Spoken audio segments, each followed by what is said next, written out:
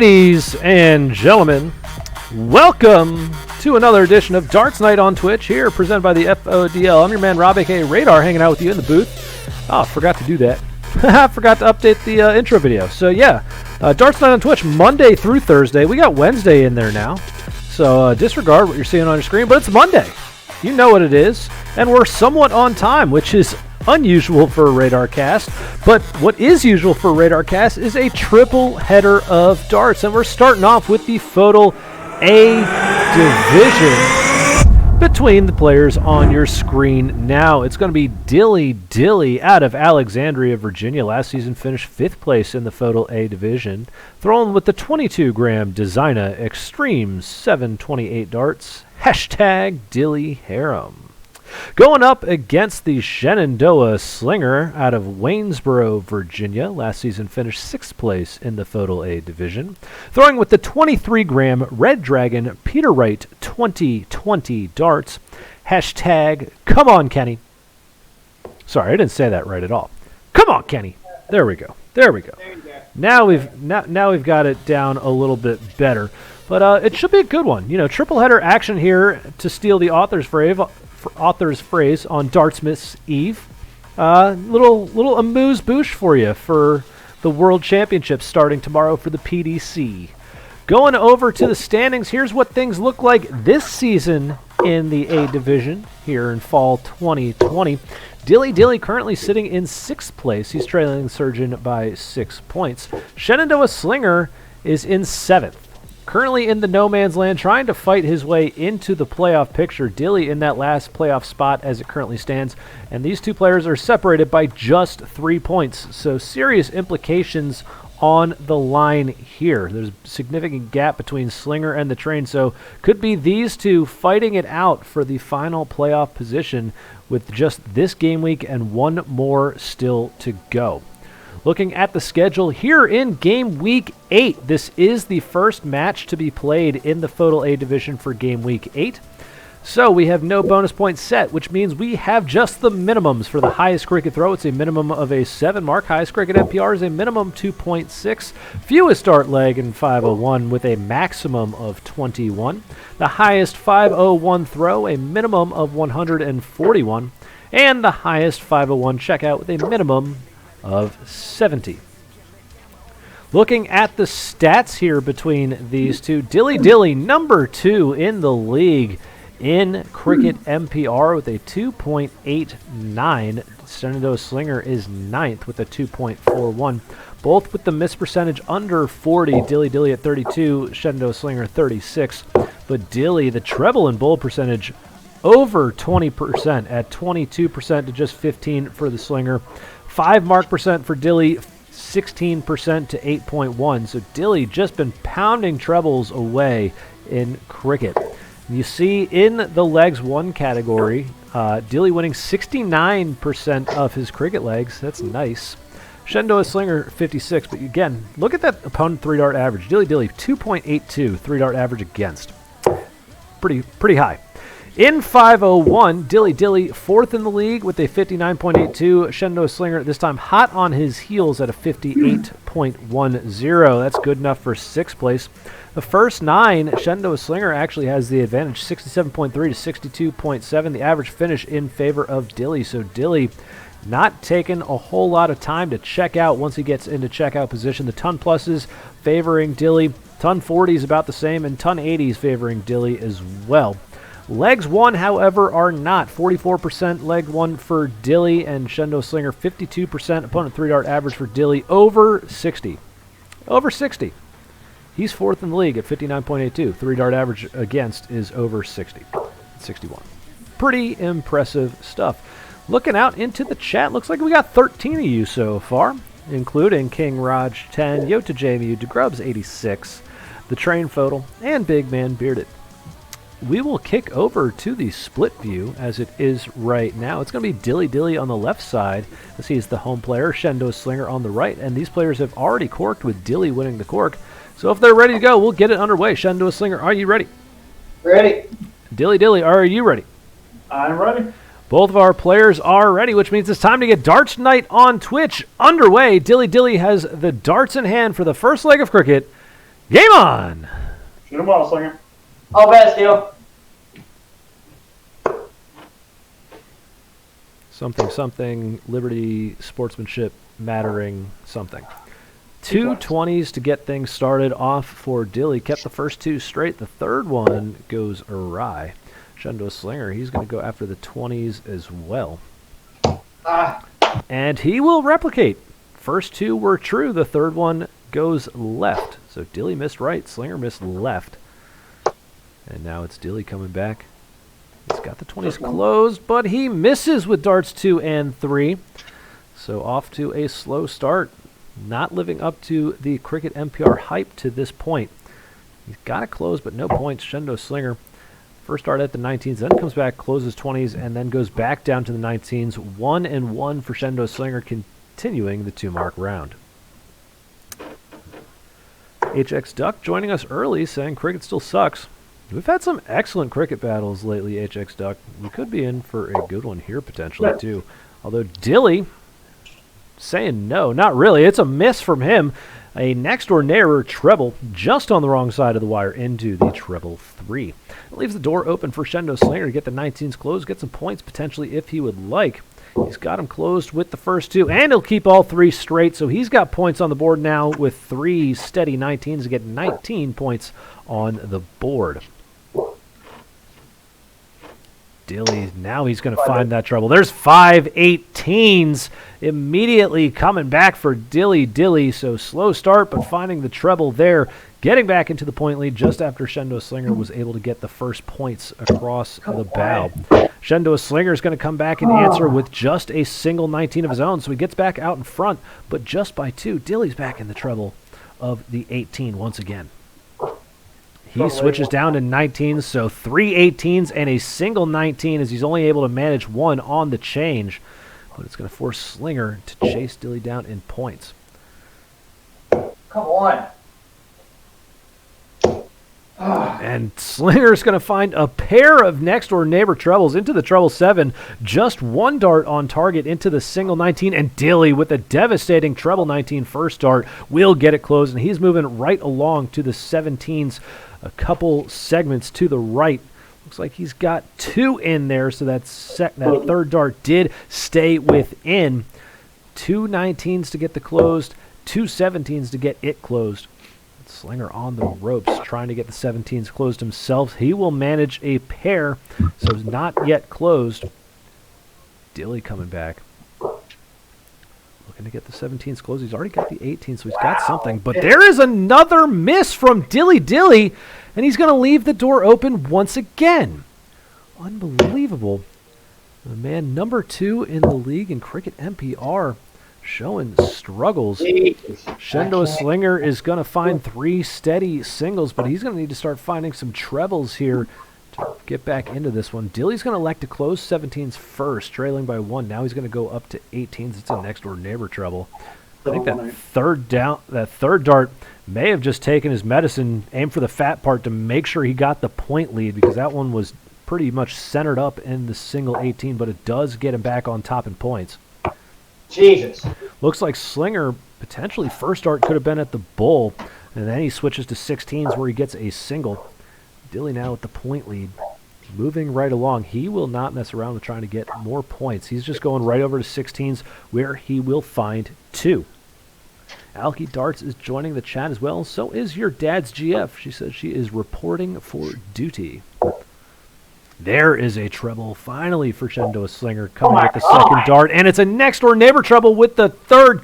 Almost a 7 mark for the Slinger. Instead, it's just going to be 4, but it's still enough to get the point lead back for the time being, although Dilly is going to get it back with his first dart and close the 16s off with his second. He went back to the 18s with his third, but missed, so just 1 and 1. Found the treble 16 for the closing flourish, but it's not going to count for anything other than just the single mark. Shenandoah Slinger now moving over to 15s.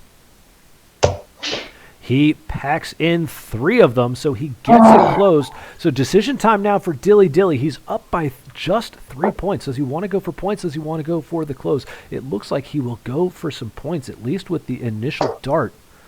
Could be maneuvering along the Aki to try to get a better look at the treble. The first two are tightly grouped, though, into singles. Just 2/18ths. He did drop down with the third, looking for that hero dart, but was unable to save himself, because they say that only a hero can save us. Shenandoah Slinger continues to wire clip left and right. 2/15s with another next door neighbor treble into the 2, so this time not able to get on top in points. And Dilly's going to find a double 15 to go along with the single to get it closed. Goes back up to 18s, but missing as he finds a next door neighbor treble. But importantly, getting the 15s closed. Slinger now forced to the center. But it looks like potentially a good start. It's at least one, maybe two with those long points. Just a single for Shenandoah Slinger, so that deflection of the second dart kept it out. Dilly's looking for 3 for the leg. Can he find a hat trick? Yeah, well. He can with a bullseye flourish. Game shot and the leg to Dilly, taking home 4 bulls to get that leg wrapped up. He had gotten the first one on the right side, the second on the left side, and he splits the uprights for the bullseye to take the leg. Shenandoah Slinger now looking to rebound here in the second leg. Game on!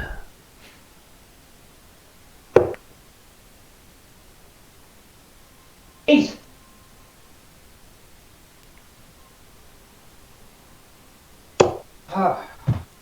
And looks like Slinger's going to open up with 5 ones, which is good enough for a miss. That second dart could be a devastating one for Dilly. It's going to be 420s to blaze it. That first dart blocking the path of the visibility here, but it is 420s to blaze it for Dilly as he finds the treble with that second. Good God! And Shenandoah Slinger looks like going to manage 1, maybe 2 19s. Just a single 19 down on the bottom. Frustration showing early on the right side. Dilly, however, not concerned with the frustration. Back-to-back 4 marks to get things started off for Dilly. There is no slow start in this second leg for him. 4 20s, then 3 19s, and a single 18. Jeez. Are you serious? Dilly, after that slow start, was still able to manage a 2.4 MPR, pretty respectable. Looking to get back up near his season average. Slinger is going to go over to 17s. He'll get 2. Still, Slinger working through it. Dilly only manages a single 18, however, so going to give Slinger some time potentially here down on the 17s. Since Dilly's still working on the 18s up top. Slinger's got 2 in there. There's a nice 5 mark from the Shenandoah Slinger. 5 17s. Gets him on the board. Gets him back out in front. Going to force Dilly to move back. 2 20s. There's 2 20s for Dilly. The third dart close to the 18, so may have been looking for the close, although he wasn't not quite yet up in points. Shenandoah Slinger going back over to the 17s. Looks like he's going to find 2 17s and the treble 19, so he's going to get the 19s closed. He'll go along with a pair of 17s. So Slinger now fighting back on the 17s. There's some brutal deflections from Dilly. Look at the angles those things went in on. Just a single 20. And now Slinger, the big opportunity. He's going to stay on the 17th. God! Oh, what a punk. And it's a miss again for Shenandoah Slinger. Uncharacteristic for him. Maybe his third miss. Dilly, he's looking for some massive darts. It's a 7 mark for Dilly. 3 20s, 3 18s. Drop down to the 17s where he gets a single. That is a devastating turn coming from Dilly. 18s were open, and he's going to close them and get points after getting 60 from his treble 20. Goes to work on Slinger's only open wedge, which is 17. Slinger gets a single. So not much to combat the 7 mark of Dilly. Dilly and next door neighbor trouble with the first, but he's able to stack the next 2 in with a nice grouping. 2 single 17s, gets the 17 wedge closed. Train FODL saying Jesus unlucky. Christ. There's a treble 18 for Shenandoah Slinger, so he gets the 18s closed. Dilly moving right along, going to 16s here once again. He's going to stack a couple on that treble wire. Can't believe neither of those clipped in, but it is just the two 16s for Dilly. Slinger now going to chase over on the 16s. That's a good grouping too, but again, he's Are you kidding me? painting that top inside wire as well. And some frustration with the last, but it did stay in, so he does get 3. But Dilly, the immediate close right behind. 1-6, Dilly 1-5. moves over to the 15s, another next-door neighbor treble. Said that probably 20 times between these two players, as it was into the treble 10 this time. Jesus. Dilly gets with the Christ. single, and Slinger, that's a tough dart, because he's going to have a hard time working around it. He jumps up at the 20s, and he finds a treble with the hero dart up at the 20s, so he's actually gotten Dilly's scoring wedges closed with a couple of good darts on the treble 18 and the treble 20. But Dilly now gets the 15s closed. He was going right over to the middle, but he missed, so he got the two 15s to get it closed. Let's see if Slinger can put up a battle here in the center. That's a good first. Come on, man. Slinger's going to start off with 2 bulls, 2 green bits with his first couple darts, so some good ones there. Was looking for the hat trick to get it closed, but could not find the last. Still a good start nonetheless, going after the middle. Dilly missing with his first 2 attempts at bulls, switching down to 19, or correction, back to 15s with his last dart, where he gets another. So just the single 15. Slinger once again, a tough first dart. He's got a very vertical dart placement in the board. He goes over to 15s. This time can't find the hero treble, just gets 1. Beautiful bullseye for the first dart from Dilly. That's it. And he's going to do it with 2 darts. Pop, pop, game shot, and the leg going to Dilly as he sweeps the cricket portion of this match with a beautiful bullseye green bit combo to go up to nothing. We're going on to 501 now, and Dilly's got darts in hand. Game on!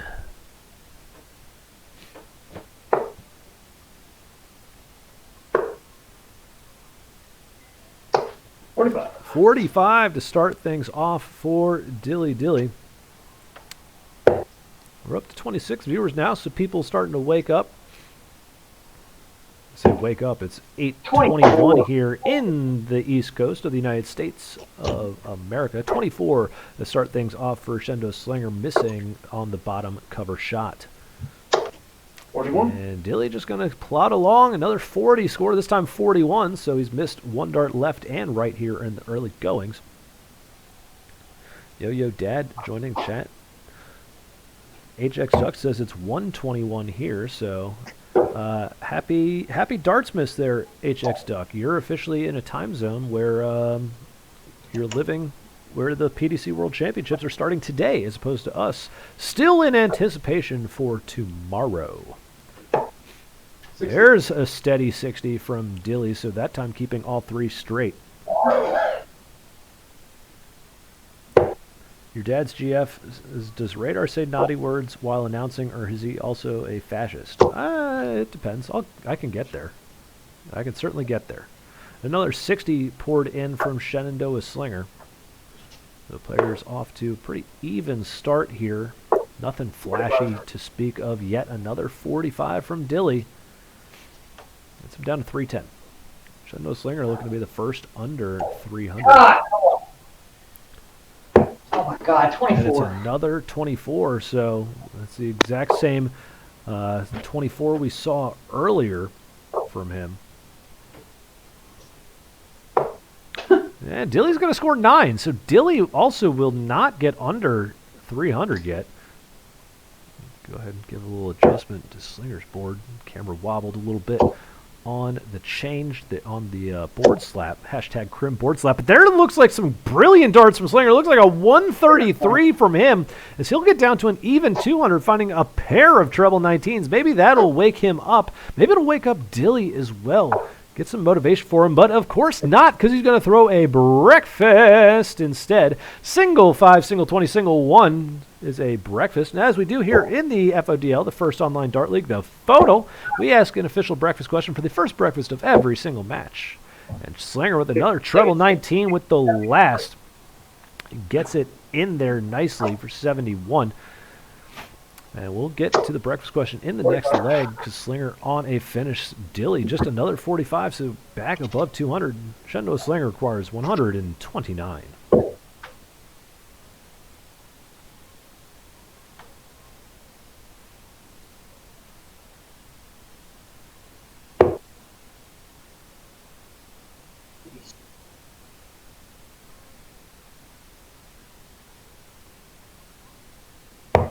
I think I messed that up.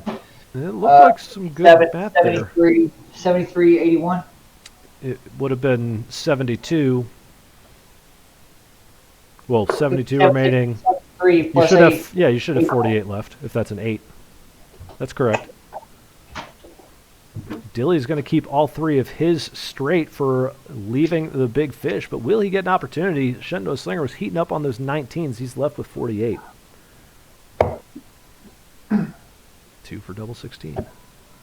It's a great marker. And he will put it right next to that marker. Game shot and the leg going to the Shenandoah Slinger as he breaks throw here in the first leg of 501. So he's going to come back with darts in hand, looking to level this match at 2 apiece. Game on!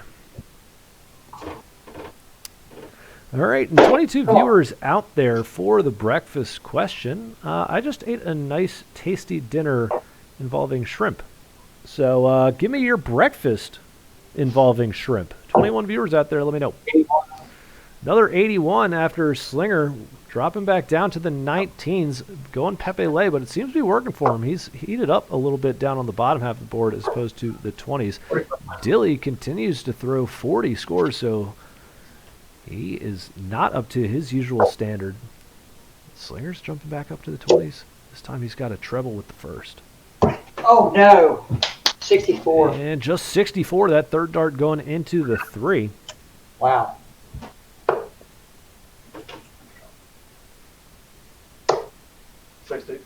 And there's a solid 60 from Dilly.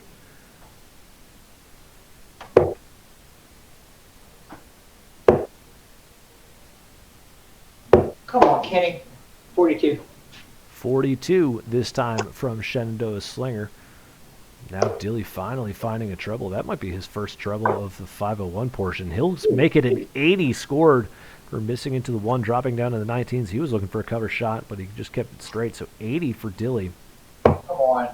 Once again, another tight leg here in the early goings, but this is where Slinger stretched it out last time, where he found that big 133. This time, just 43. So can Dilly, against the darts, find the big turn? He can. There's a nice ton from Dilly. Dilly, third dart, finding that treble 20. So again, turn 4, the turning point potentially for both these players in the early goings. There's 79, so Slinger going to stay on the 19s once again. Dilly 216. 60. And a nice tidy 60 coming in from Dilly. Dilly gets him down to 156, averaging 69. Nice. So he is the first to an out. Slinger hot on his come on. just 27 for Shenandoah Slinger, so he'll be left on a bogey. This Dilly is at 156. It's off, however.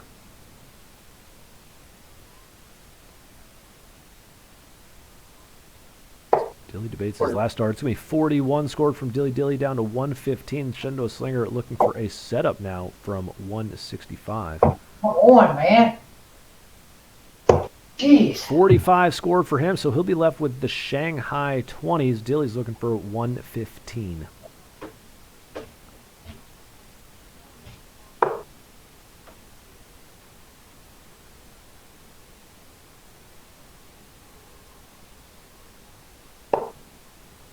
One dart for tops.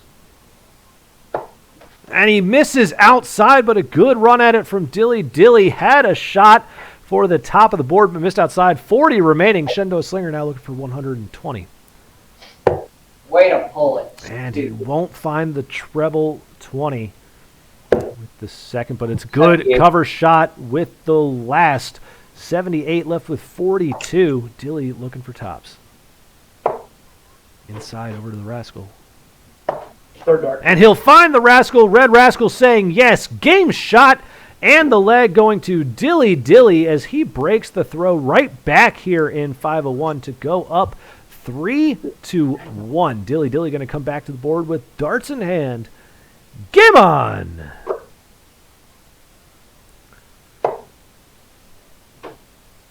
HX Duck says he wants some spaghetti carbonara. That doesn't really have shrimp in it. And it's not really a breakfast dish either. Fireman saying he would have a seafood scramble with smoked salmon, shrimp, onions, capers, and cream cheese. I'm sorry, he said shrimp. Having that shrimp.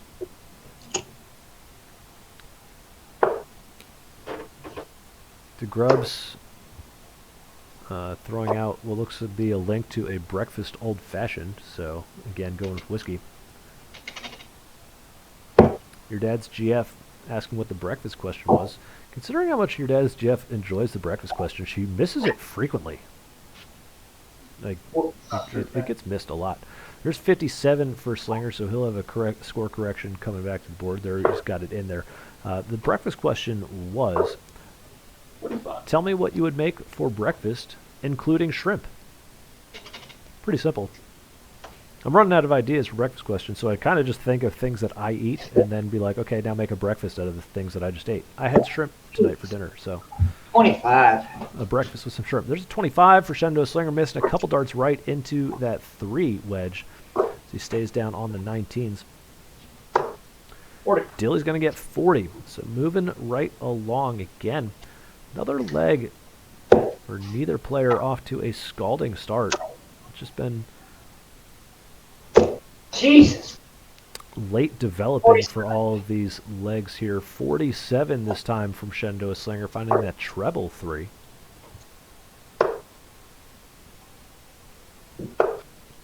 And that looks like 60, so Dilly able to keep all 3 of his darts straight. Your dad's GF said she had to pee. Is that okay? I mean, it is, but you could take your mobile device in the bathroom with you and continue watching. Just saying. Like a true millennial here in 2020. There's 57 for Slinger. Dilly's going to be on a finish. How good is it going to be? It's going to be a nice ton, so he'll be left at the Shanghai after pounding that first dart into the treble 20. And he is down into checkout position. Shenandoah Slinger is going to need some big darts to get there. So won't be able to do it now. It's going to need at least 2 trebles. 59 scored for Shenandoah Slinger. Dilly requires 120. And it's off. First dart into the 1. Jeez. Oh, no. That looks like another single 1. Oh, luckily bailed out into the treble 1. Could have left himself the dreaded 99, but instead the treble 1 leaves him on 97, so it's still a 2-dart combination. That looks like 60 from Shenandoah Slinger, so he is on and out now at 152. Dilly from 97, not going to get there. Jeez. Oh, and it looks like he's going to miss the 14 as well, so be left with 65. Slinger requires 152, and it will be off, but he is coming down the board now. That second dart into the treble. There's a nice 100 scored for the Shenandoah Slinger, and all of a sudden pressure applied. Dilly on 65. First dart looks to be Come on, 20, dude. And Dilly looking for the 5. Can't find it. He pulls it right into the 20. So now he's still got some setup issues to deal with from 25. He hits the 9, so he's left with 16, but didn't get a look at a finish there from 65. Shenandoah Slinger requires 52. Slinger once again wants double 16. Inside now, he has a look at double 8. Come on. And it's going to be a bust for Shenandoah Slinger, finding the single 16 for the second time. Going back to 52, Dilly for 16. That's inside to double 4. And that is outside, so Dilly cannot finish off 16. Shenandoah Slinger going to get another attempt from 52.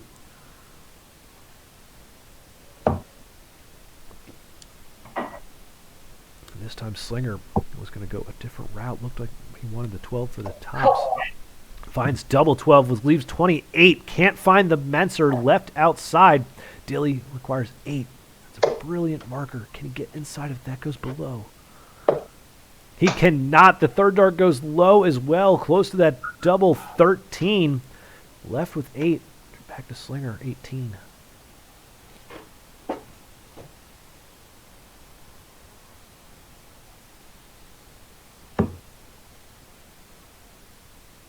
Yep. And he'll find the Menser with the second dart. Game shot and the leg to the Shenandoah Slinger. The third consecutive break here in 5:01. So can Slinger hold the throw? Once again, has darts trying to level the match. Game on!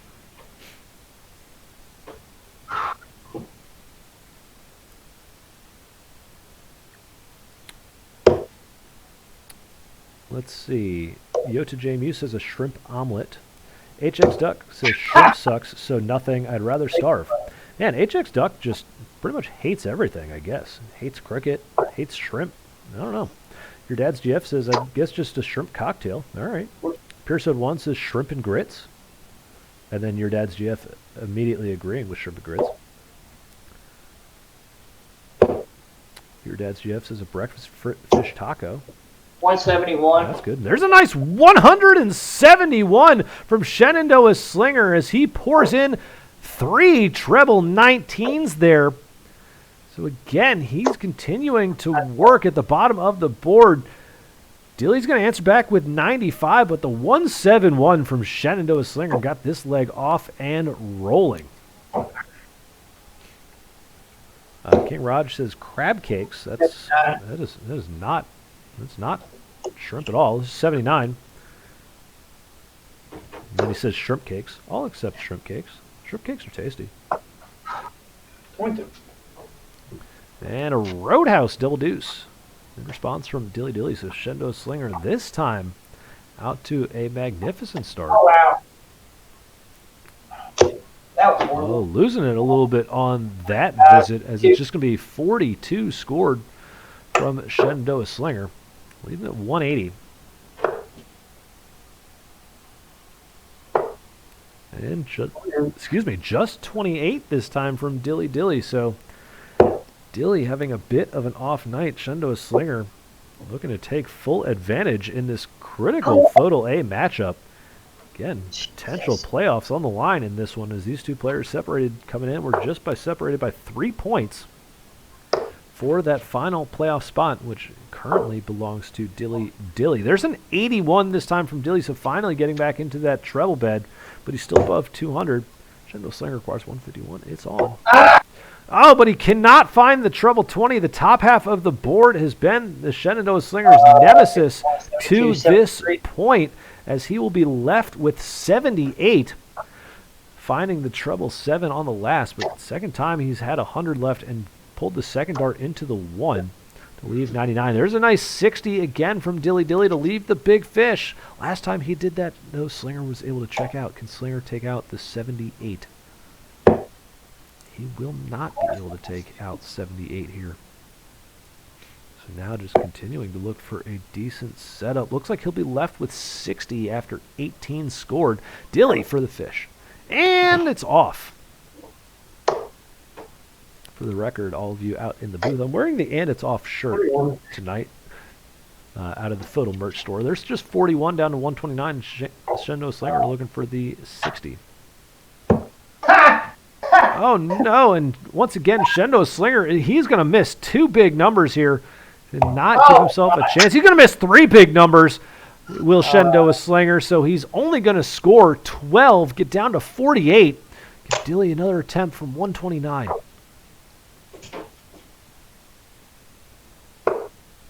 Can't find the treble 20. Still just looking for this setup. Looks like he went for the bull last start into the 5. 85 remaining for Dilly. Shenandoah Slinger requires 48.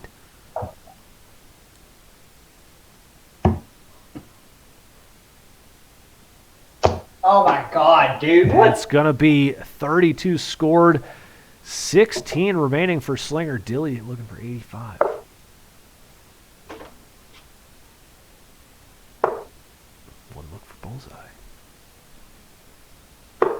And he can't find it. Hits the 12. Going to leave himself 38. Will Dilly, Shenandoah Slinger, requires 16. Yep. And he'll get it with the first dart. Game shot and the leg going to the Shenandoah Slinger. Finally a hold of throw in 501, and this match is level at 3 legs apiece. Dilly going to come back to the board now with darts in hand. Game on! 3 legs left in this one. All critical. Shenandoah Slinger putting up the 171, potentially in line for the bonus point, depending on what happens. Again, this is just the first match of FODL A for the week. So 171, a good marking score out the gate. That looks like 45 as a match from Shenandoah Slinger with a pair of 19s in the 7. 97. And there's a nice 97, so Dilly's going to find a good cover shot at the bottom of the board.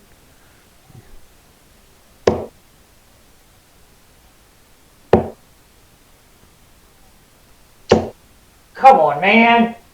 And that might just be 29 this time from the Slinger. A dart left and right of target.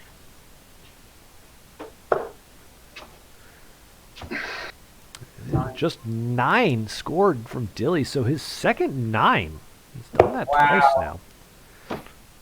We've seen a couple of those from Slinger as well. Darts at 19 going into the 16. So both players having a bit of a rough night with the control, but there's a good salvaging dart with the last, finding the treble. 19 for Slinger for 76. Gets him right back into this leg. Dilly looked like he had an opportunity to run away with it after the 97 when Slinger answered with 29, but the 9 scored in return opens the door right back up for Slinger. Oh my God, dude.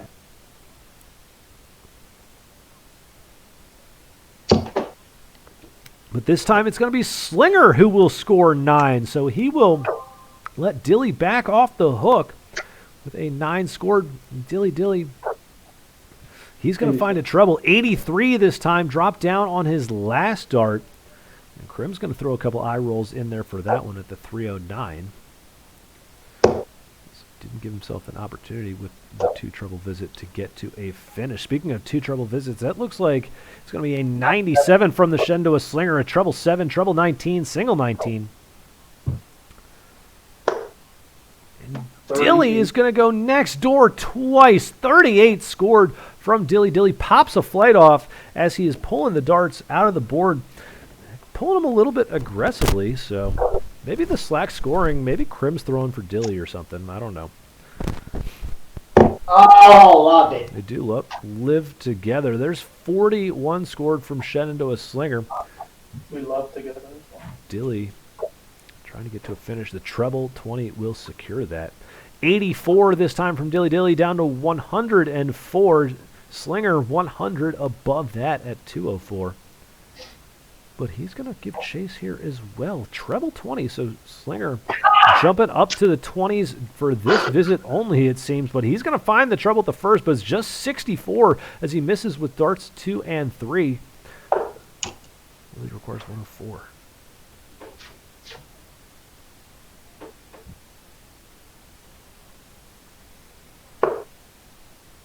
Won't be able to finish it here. Still looking for a decent setup. Not sure about that third dart. It's into the treble 1. Brutal 77 left. Just 27 scored for Dilly. Shenandoah Slinger requires 140. And that looks like 60 scored for the Slinger, so he's now left with 80. Dilly at 77. He's got 2 darts for the Rascal.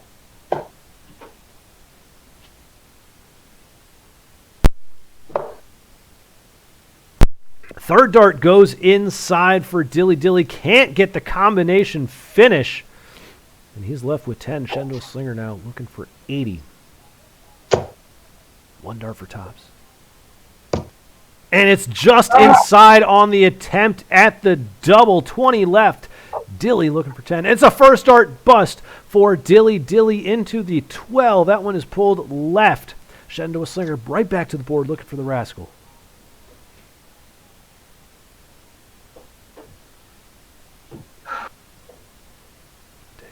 time. You hear a deep breath on the right side.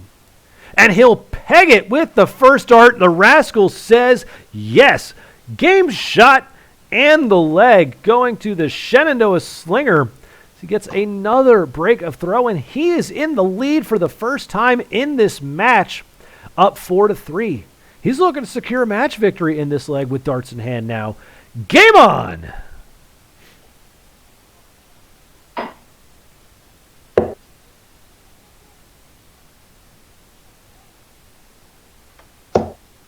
God, dude, you are sorry. There's 64. another treble. 80 scored for Slinger, but another dart into the 16s.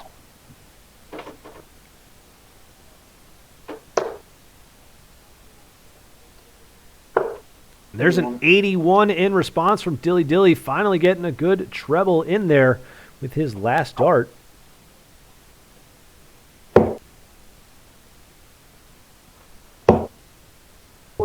And 45 scored for Shenandoah Slinger.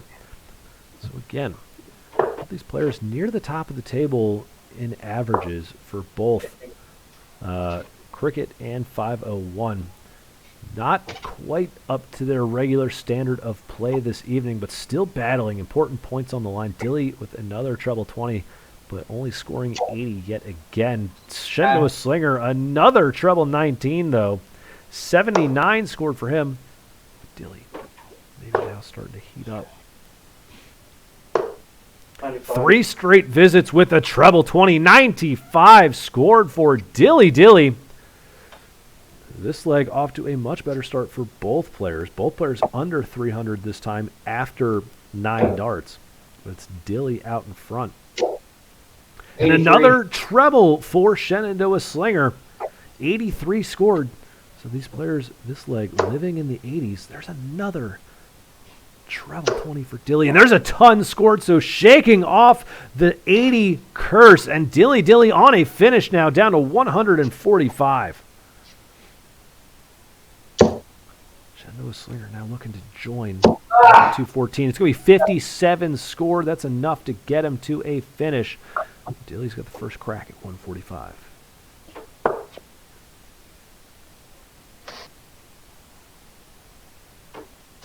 And it's a ton, back-to-back tons for Dilly, down to 45 now. Shenandoah Slinger from a big finish, 157. And it's off. God. So bad. 45. And that looks like 45 this time from Slinger. He'll get down to 112. Dilly this time able to find the 5. Looking for tops now. The third dart kisses the wire but stays out. 40 remaining after 5 scored for Dilly. Shenandoah Slinger looking for 112. It's very much on. He's got to look at tops. He cannot find tops either. That one closer to the MADhouse. Then double 20 back to Dilly for 40. And he will find it with the second dart. Game shot and the leg going to Dilly as we see a 20 darter out of nowhere coming across the board. And we are going to a last leg decider in our opening match. Dilly's got the darts in hand for it. Game on!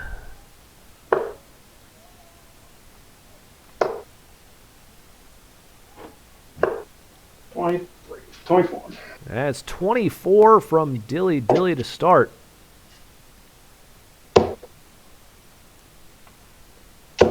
Oh, ass. There's a bounce out see ya from Shenandoah Slinger. So 64 scored for him as he gets another treble 19.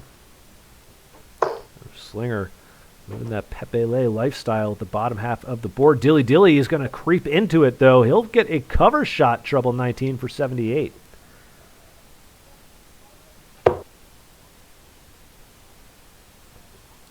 Another 83 dumped in from Shenandoah Slinger. 59. And 59 this time from Dilly. So some good work there with some math. So if he left 339, the 180 doesn't leave an out. 340 leaves 160. Obviously 180 Oh my God, real man. hard to come by, but it's all about giving yourself those opportunities. It's at least 12, and then 43 scored for Shenandoah Slinger. 50. And there's just 50 scored from Dilly. So he found a pair of trebles, just the next door ones on the 5.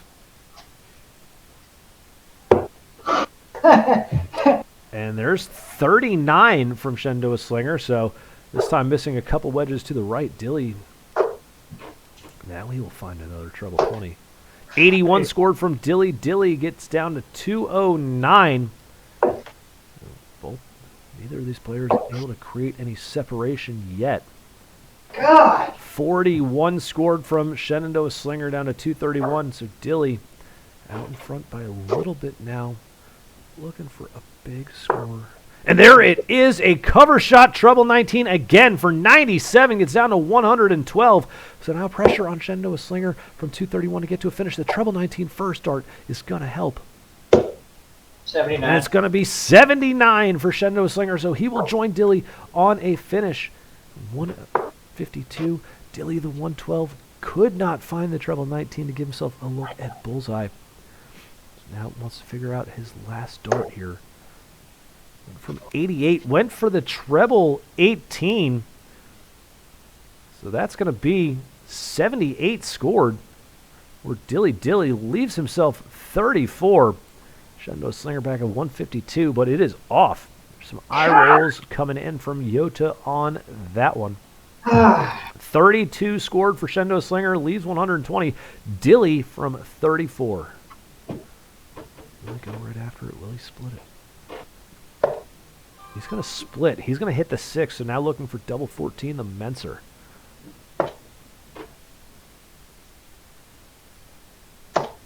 And he can't find the double 14 after the split. I'm sure he would have liked that dart to be a couple inches lower into the 10 instead. It was what he was left with. Slinger from 120, and it's going to be off. First dart into the 5. So Dilly will get another shot at the 28. Where will Slinger be? Where will he be threatening from at the end of this turn? That's a much better second dart from Shenandoah Slinger. And Slinger is going to be left with 40 coming back to the board. Dilly looking for 28. Second dart. And he'll creep it into the corner of the double 14 with the second. Game shot, the leg, and the match to Dilly. Taking this one 5-4 in an exciting last leg decider. A lot of the match was not up to par for the scoring for all these players, but the last couple legs, something seemed to click, and we saw them get back to form a little bit. A great match there as it comes down to the final leg. We'll go to the interview portions. We'll go over to Slinger first. Came out, and Dilly was able to sweep Cricket. But you came back immediately with that break in 501. How much did that set your nerves back in and get you back into the match to get that first break? It didn't matter. I couldn't get nothing going. You know, I couldn't get nothing going. He shot really well in cricket. I had no chance at all. I couldn't throw a straight dart to save my ass. I mean, it just wasn't my night. we talked a little bit in the pregame. You said you've been battling some migraines for, what seems like a couple of days. Does that have any effect on your ability here once you're trying to keep the darts straight? Hey, if I said yeah, it'd only be an excuse. I mean, that was just I set myself up well in 01. I kept up with him in 01. Darts didn't go my way towards the end. I mean, he shot a really great leg at the end. I couldn't keep up with him, and when I missed that one dart at the 120, I had a feeling he was going to hit the next one. I mean, all I could do was set myself up on 40. Well, it was a good job to get the setup. We did see some better setups, even working off of the 19s, which sometimes can, make the math a little bit harder, especially just adding up your scores. But you did have the nice 171 in there. Going into Game Week 9, the final game week of the season, Judgment Week, you've got DeGrubs on the schedule. What's the game plan to get ready for that one? Just to try to keep my head above water. There you go. Just keep swimming. Shenandoah Slinger able to reel off 4 of them in 501 this evening. Congratulations on that. Good luck the rest of the way. Hey, great match, Steele, man. Great cast, bud. Thank you. Going over to Dilly. He must have taken advantage of that Black Friday special. That's the only way he would have actually bought the shirt. Let's be totally honest with that, as he's wearing the 5 Dilly shirt there, copying me. So I love that. But taking home 5-4 victory in a last leg decider for you, Dilly. Wasn't necessarily the best darts you've thrown all season, but still able to get important legs over the person right behind you in the standings. Talk to us about your performance this evening. Yeah, I didn't play well. Cricket, I was good. I was all right. Yeah, I was pretty good in cricket. 501, it just wasn't comfortable at all.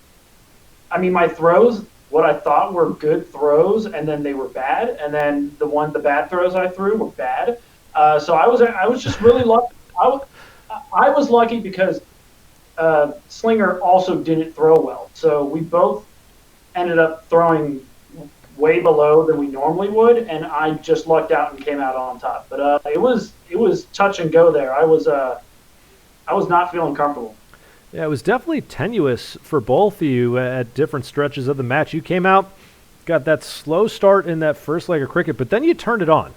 And cricket's just kind of went your way from that point on once you found that second gear. That didn't, however, carry over into 501. So in the past couple of weeks, we've seen you throwing with the sweatshirt on. Tonight went with T-shirt. Could that have affected anything in your throw this evening? It might have. Obviously, I'm very used to the sweatshirt throwing. I have the shirt. I didn't wear it last week because I hadn't washed it yet, so I decided to wear it this week. I managed to at least pull out a win, so the shirt is 100% win rate, so that's nice. But that might be a cause of it. Maybe my arm was a little bit colder than I'm used to. That 501, it took forever for me to even find a treble.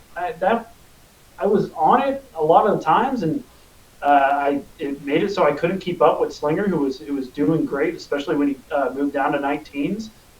But it was tough. Maybe the shirt's the reason I gotta switch back to the sweater, the hoodie life.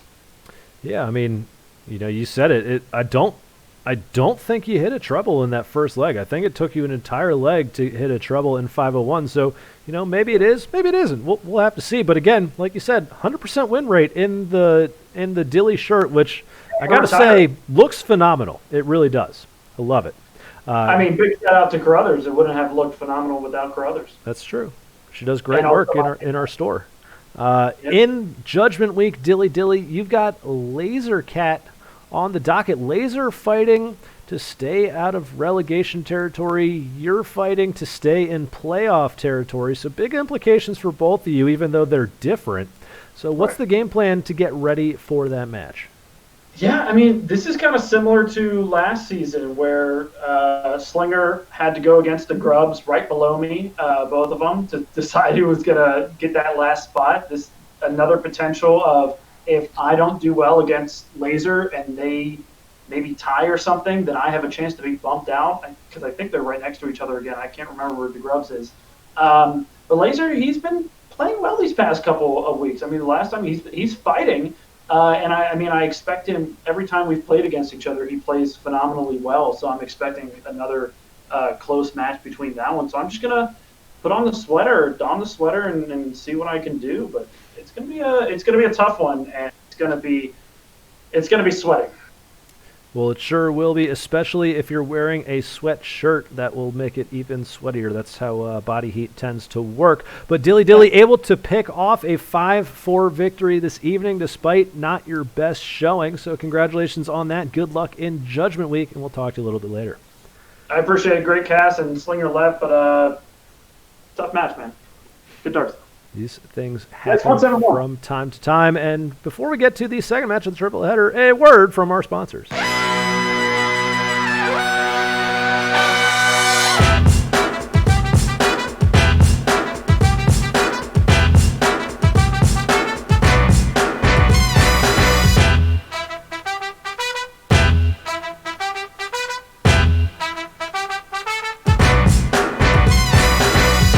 That's right. I like to say a word from our sponsors, but we don't have sponsors. We just have ourselves. www.fodartleague.com/store, where you can pick up all of your FODL merchandise, including the shirt that you saw Dilly wearing right there. There, I believe, still some holiday ornaments left. I don't know if that's sold out or not or has been discontinued.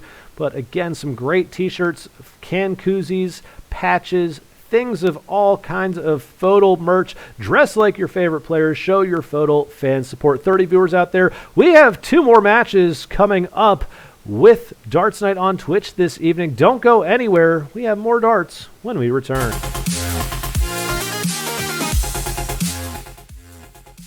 Ladies and gentlemen, we are ready to get our second match underway, but before we do, we will mention the FODL Weekly podcast, out now wherever you get your podcasts, and that includes Spotify. The FODL Weekly podcast, hosted by Red Rascal Pepe Le, with voice work from the one and only Slappy Pappy.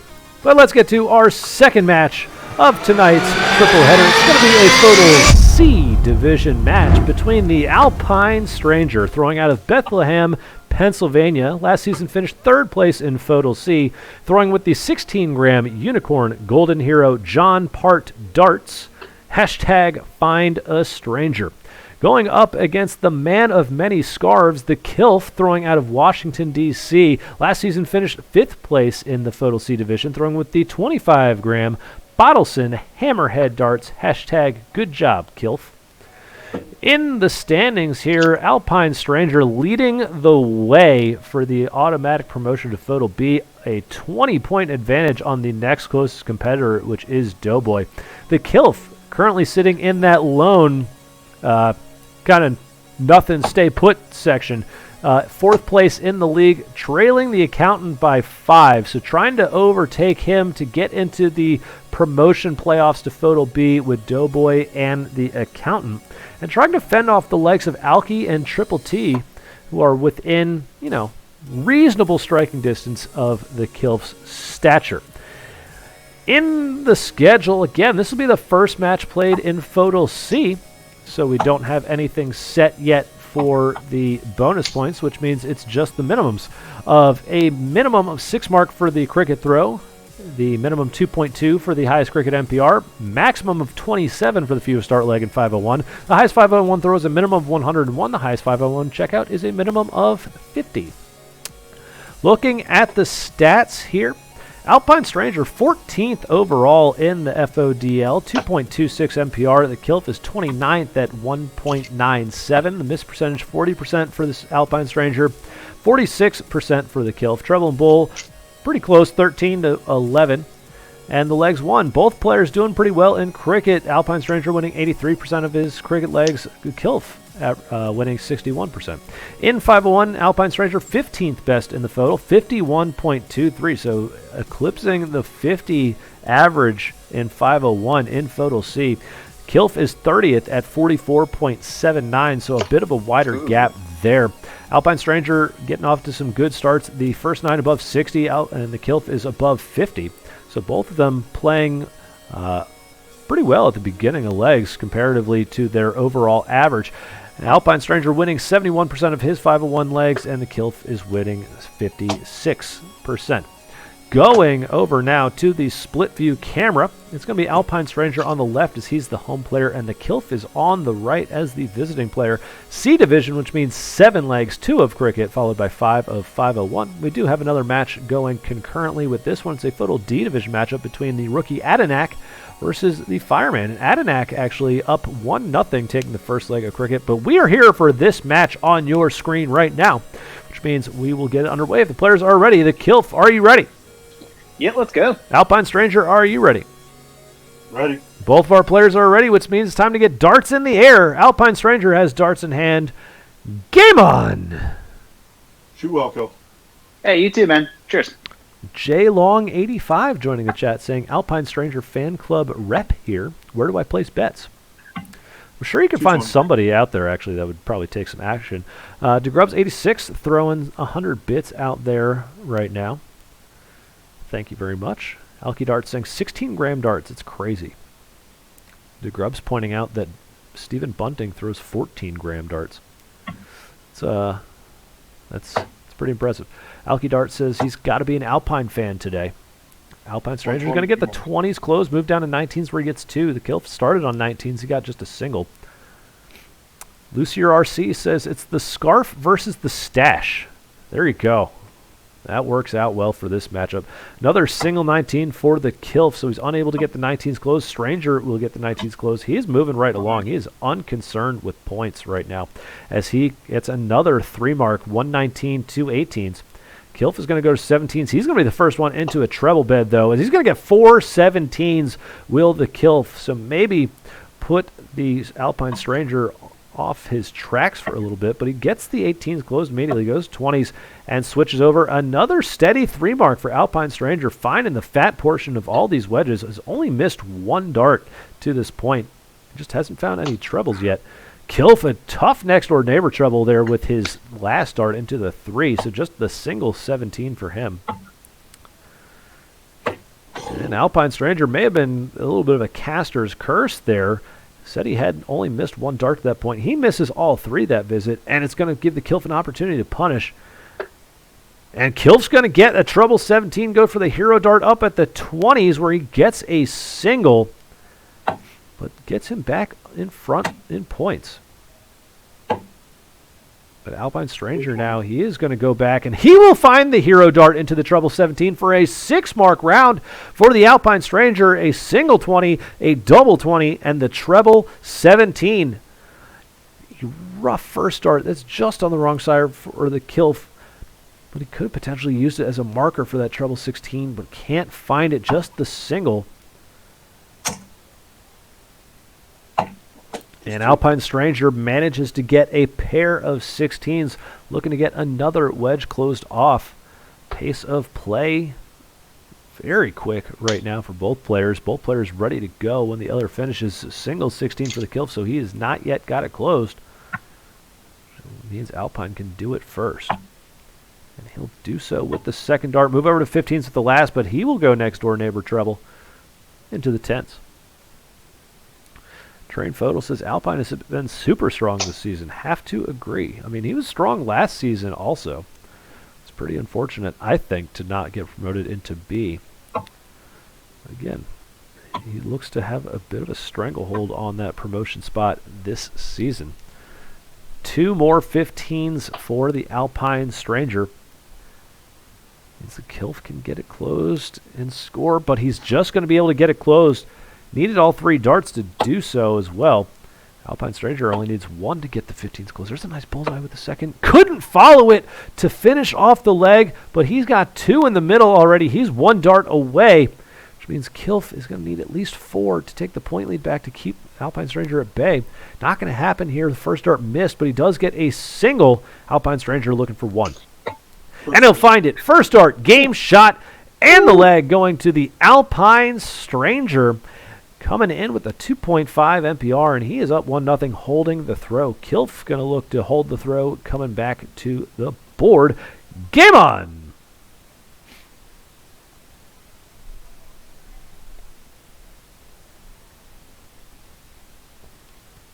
Come on. And just a single 20 for the Kylf to get it started. Aggressive pulling of the darts out of the board. They were tightly grouped, so it made it easy. Alpine Stranger, he's going to get 3 steady singles once again and get the 20s closed. Left Hand Hooligan joining the chat, so I'm not sure if Left Hand Hooligan created a separate Twitch account or if he just changed his Twitch handle. But he's rooting for the 2020 Rooks. 5. And a 5 mark for the Alpine Stranger. All of them into the 19s. So Alpine Stranger finding another treble at the bottom half. And he's got the biggest 2 scoring wedges closed, 20s and 19s. Kylf still looking for a home. Wait, weren't we both 2020 rookies? I don't know. Maybe. I mean, Left Hand Hooligan could be rooting for both of you. Yeah, that's fine. He was nondescript. It just says 2020 Rooks. I don't know. I'm not him. You're yelling at the wrong person. I'm just the messenger. I'm just reading. Single 18 for the Kylf. Back over to the Alpine Stranger. He'll find 4 as he finds the double 18 with his final dart. So 3 wedges closed, 4.0 MPR, plugging right along. And Kylf has been all over the next door neighbors, finding wires left and right. Another decent grouping for him, though, but it just results in 2 17s. Another trouble for the Alpine Stranger, and nearly another 6 mark for him. But it is just going to be the 3 17s to close as he continues to plug along. Well, at this point, he's not really plugging. He's completely chugging along here. The train has left the station. Jeez. The Polar Express up in the Alps right now. 3 6s. 3 16s again, finding the treble 16, but failing to convert on the switch over to 15s. Kylf manages 2 over on the 15 side, but still has yet to get anything closed, so he can't get a foothold on any points. Alpine Stranger looking to continue that trend, but this time just 2 15s. And man, Conrad's not here, but that might be one of the farthest we've gotten into the perfect circle games to this point. Alpine Stranger wasn't able to complete it, though. There's a nice 4 mark from the Kylf on the 15, so he gets 45 points on the board, but he's still trailing. Alpine Stranger gets close with his first, and he's moving over to the middle. He'll find a stray 20, but doesn't get anything on the bullseye, which means the Kylf looking for the center. Now, Conrad is there. He said him here, just didn't want to jinx it. I didn't want to either, so I didn't mention it this time. There's a nice bullseye for the Kylf with his last dart. Alpine Stranger needs 3 to finish the leg. He'll get a single and a stray 17, so Alpine Stranger making use of his misses right now, considering he's got a lot of wedges on which he can score. Kylf's going to close one of them off, though. He'll get the 20s shut up. Alpine Stranger looking for the bull. 1-7. A single 17 for the Alpine Stranger. So not over yet. If Kylf can make a stand here on the center, there's a bull to close it, a single mark in the green bit, so he's got it closed at the minimum. Going to need to start scoring points on his next visit as Alpine Stranger continues to add to the point total with the misses. Another stray, this time into the 18.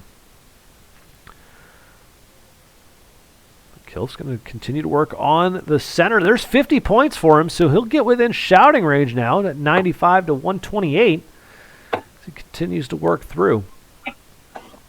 And a deflection, so just a single 19 for the Alpine Stranger. That'll require Kylf to get yet another mark in the center. It's just a 17. Very close, but just the 17. That third dart just begging below that bull wire. And Alpine Stranger was tidy in the middle last time. This time, not so much. It's a miss for him. And the Kylf starting to make some better use of misses as well, as he's gotten the 20s and the 17s closed while shooting at the bull. That might be another single for him there. So he does get another one home. Still needs 2 to overtake Stranger in points. Stranger needs 2 to finish the leg. Just 1. Gets a single with the second dart. Couldn't follow it with the third. Now he's within 1. There's a good first dart from the Kylf. There you go. So he is out in front in points all of a sudden. And he gets the 16s closed. I like that third dart to get another wedge closed. So the Kylf now out in front in points. Certainly some pressure here on the Alpine Stranger. And it's a miss from Alpine. Back over to the Kylf. Huge first.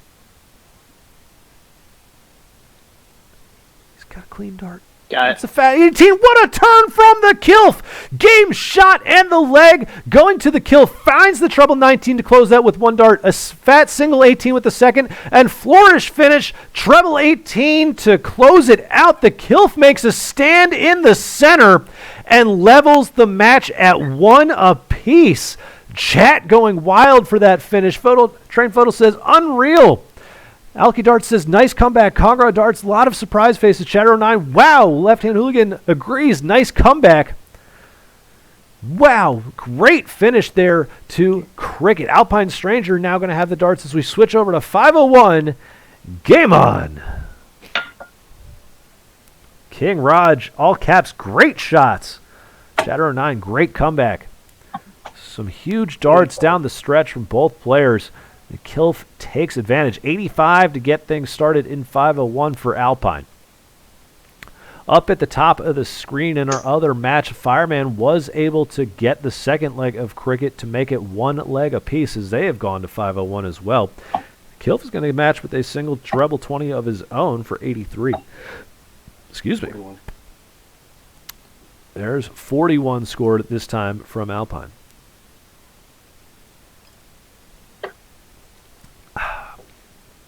And Kylf will score 43, so 375 apiece after 2 visits. 27 viewers out there. This isn't the breakfast question, but I just want to know. I'm just trying to get people involved. What are you drinking this evening? It's Monday night. There's some football on if you care about that. We've got some darts going here. Got some big darts coming tomorrow with the PDC, with the World Championship starting. What are you drinking? I am actually drinking Kylf's Sci-Fi Hamster Wheel. It's a beer. It was at the store. Didn't get to see what kind it was, but It's an IPA. an IPA. I mean, I always love beers with weird names like that, or great can art. If you got great can art, I'm more than likely going to buy your product, even if it's not very good. I'll at least give it a shot. That's why I bought it. And that may have been a breakfast for the Kylf. There's a single 5, single 20, and a single 1. 426 scored. And as we do here in the FODL, we ask an official breakfast question for the first breakfast of every single match, which includes this one. It's the second match of tonight's cast. So I owe you a second breakfast question. As I look towards my kitchen 1040. for Ooh. some inspiration. There's a nice ton 40 from the Alpine Stranger. I apologize if it was a sweat and I was talking through it, but still a beautiful turn there. And there's a bounce out. See ya from the Kylf. 65 scored, so he will not get to a finish. Alpine requires 72. Third dart. And he'll find the 72 finish with the third game shot and the leg to the Alpine Stranger, starting things off with a 21 darter and going from 212 out in 6. Massive darts from the Stranger. Kylf is going to have darts in hand as we return to the board. Game on! I didn't even know he was on an out. 140 will usually help that, I will say. That's a big score. I continue to look in my kitchen.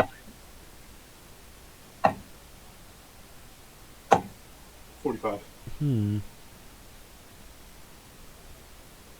think that was asked the other day.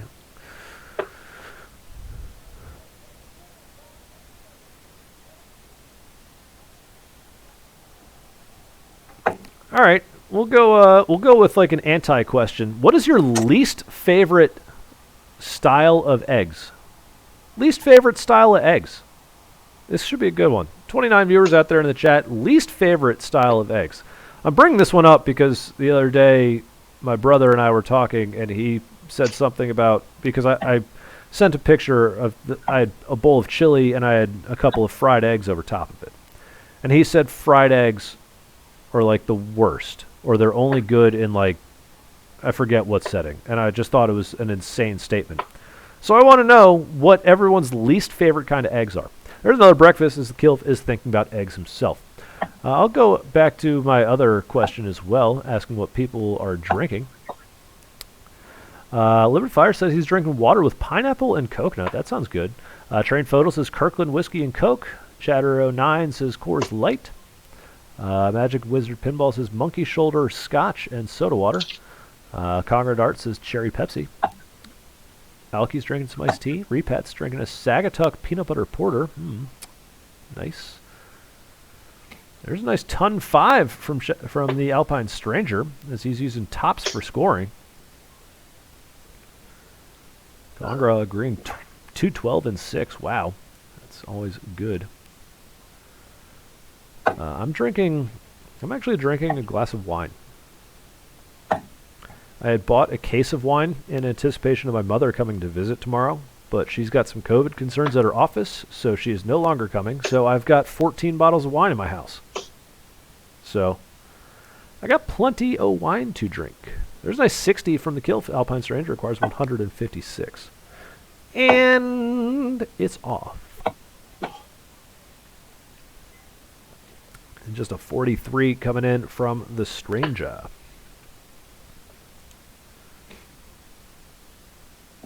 Come on. And Kylf's going to pull a Dilly and just score 9, which leaves him outside checkout range. Stranger got 6 clean from 113.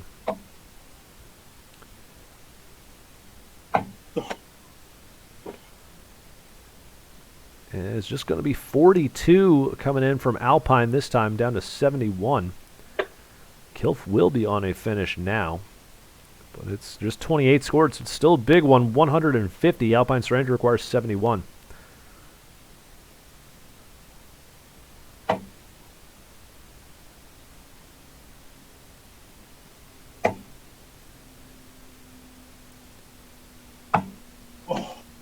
And he had a dart at double 8, and it's just inside the wire. 8 remaining. Alpine was looking for another combination finish. Kylf looks for 150. And it's off as well. 40 scored for the Kylf, down to 110. Alpine single dart finish, looking for 8. And a first dart bust into the 13 for Alpine. Gives the Kylf a shot now from 110.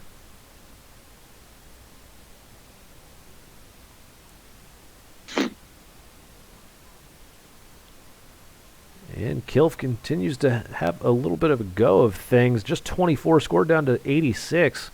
Back to Alpine for 8. And he'll find it with the first dart. Game shot and the leg to the Alpine Stranger as he gets a break a throw. He's now up 3-1 in this one.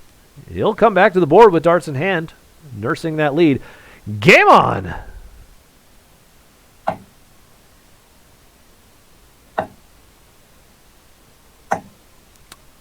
Conrad Darts answering the breakfast question, saying raw. Raw eggs are the worst. That's correct. All right. Liberty Fire says crepe is the worst style of eggs. Oh man, this is gonna be the best because there's gonna be some raw aggression in the chat for this as some opinions come out. Chatter09 going with deviled eggs being the worst. Alky Dart says poached. Empire 3 says sunny side up. JLong85 seconding deviled eggs. YotaJMU says any over whatever is the worst. So he's saying over easy, over medium, over hard. Liberty Fires, there you go. There's the vitriol. How in the world is deviled eggs on the list? I knew that was going to trigger somebody really hard. Liberty says scrambled eggs are the worst. Too many times overcooked by bad line cooks. You have some bad scrambled eggs, you can have some real bad eggs.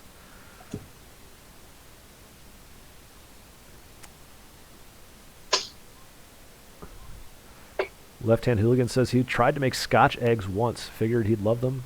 They sucked. That's what he said. King Raj, for scrambled eggs, it's all about when you add the salt. That is fact. That is true. You want to add the salt about like halfway through. As you're stirring it and you start to see clumps start to come out, then you add your salt, then you add your pepper, then you add your cheese, mix it around, so you still get that soft scramble for scrambled eggs. That's truth. That's the truth there. Lush those darts. We're doing egg styles. He says soft boiled. Lush, the question is about your least favorite egg. So if you want to change your answer, and the immediate change to hard boiled. I'm going to go with hard boiled as well. I'm not a big fan of hard boiled eggs. I'm not a huge fan of deviled eggs either, but I'm not going to say they're the worst. Hey Radar, does vegan egg replacer count? I don't know. I mean, that's probably the worst. Yeah, it's pretty bad. I have to eat a lot. That sounds unfortunate. There's just 45 from the Kylf. Alpine Stranger had a nice 85 in his last turn. YotaJMU says deviled eggs probably the best egg. F the haters. Everyone's out there. Ooh, some haters of poached eggs. Poached eggs are good, but again, that's something you got to do right. We'll say. Actually, I'm going to change my answer. I'm going to say over hard eggs are the worst. Nothing. A chalky yolk is the worst. Not about that. 60 scored for Alpine. He's now under 100. Kylf back above 200. Trying to get something going in the scoring portion. But struggling to this point. He'll get 60 scored, and I'm sure he'll earn some eye rolls for that to leave the bogey. Alpine Stranger looking for 81.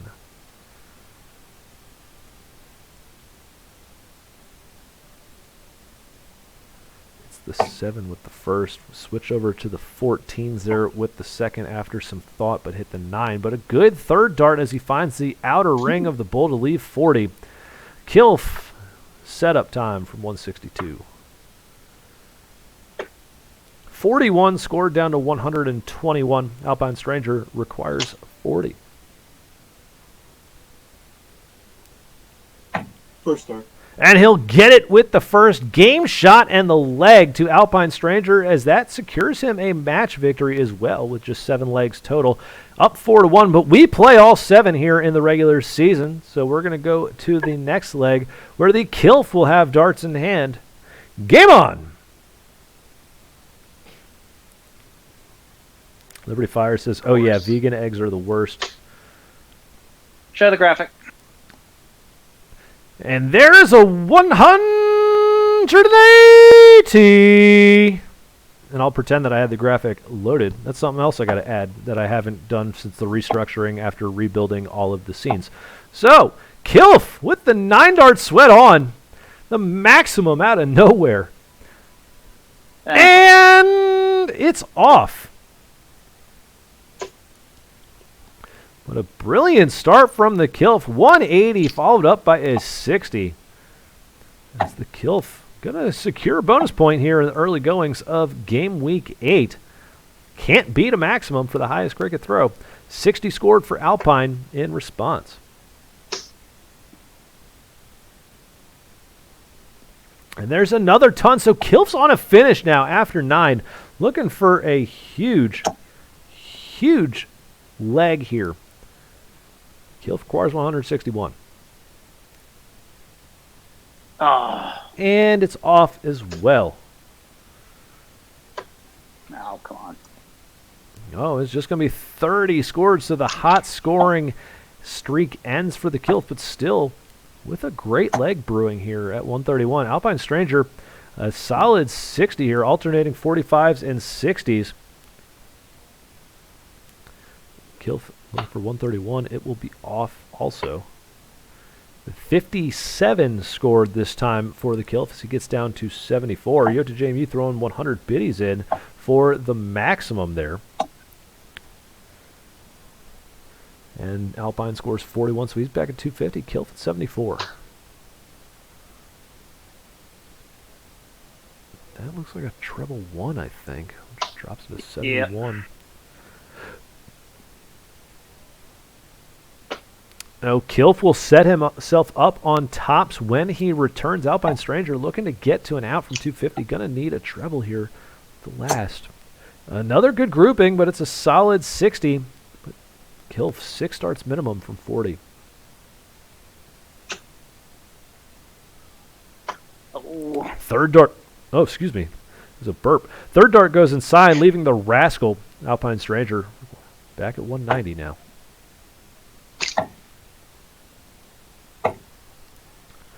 40 scored for the Stranger. He's now left at 150. Kylf at 20. That's inside now to 10. Rascal saying no. There's a 5.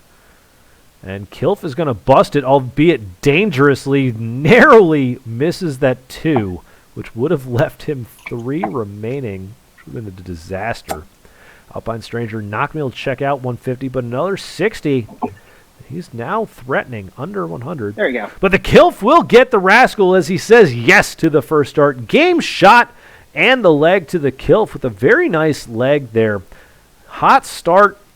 The setup game got a little interesting, but was able to close it out in the end with a nice 25 darter.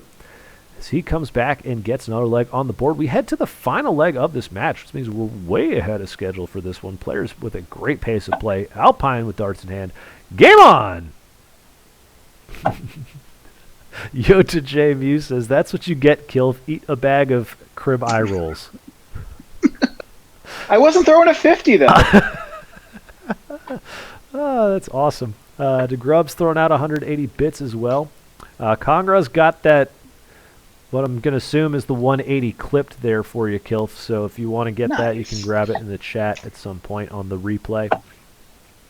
Liberty Fire says he's still mad about the deviled egg discussion. That's a great question. There's a ton 40 for Alpine Stranger. So another big scoring. Sorry, I had to open a beer. You in a rush?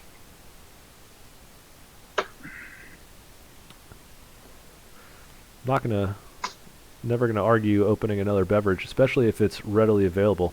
I think the only time that anyone has objection to opening a beverage is the fact that anytime Lasercat ever has to do it, he has to leave for like 5 minutes to go get it. It takes him so long to get it. But he's like he could just yell at Shelby and she'll bring him one. Like, why? It is possible. Both players, the final leg, coming out firing. There's a ton scored for the Kylf. Alpine Stranger backs up the 140 with the 130, and he's back in the treble bed again.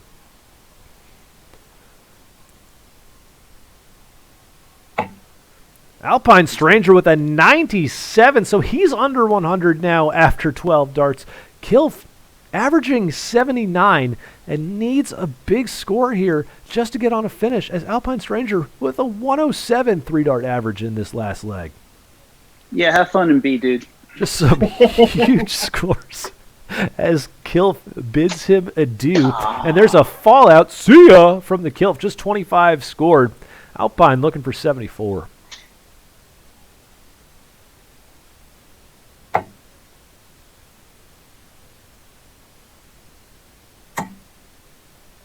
Oh, and unfortunate. Hits the double 13. So he won't get a look at a finish. So still just setup work to be done here. As he does the computations. We got a hype train rolling as JLong85 throwing out 500 bits. Thank you very much, JLong85. And that looks like maybe a 20 with his final dart as well. Alpine Stranger wanted the 5 to leave 36. Instead, it's going to be 57 scored to leave 17. The Kylf at 240. Oh. And he'll score 25 just on the wrong side of the wire as he stacked a bunch of darts in, one in the treble. Alpine Stranger, 2 darts for double 18. Or correction, double 8, not double 18. Nope. He'll miss, but he's left now on the 1 dart finish. Kylf back at 215.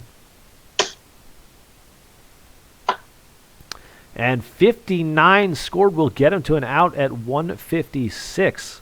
Alpine for 16. Inside now to double 4.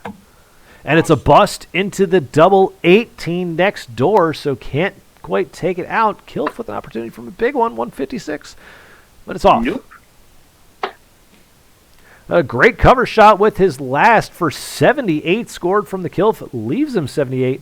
Alpine's back to 16. He's averaging 69, and he finds it with the first dart. Game shot and the leg to Alpine Stranger, making this one a 5-2 final. Wow.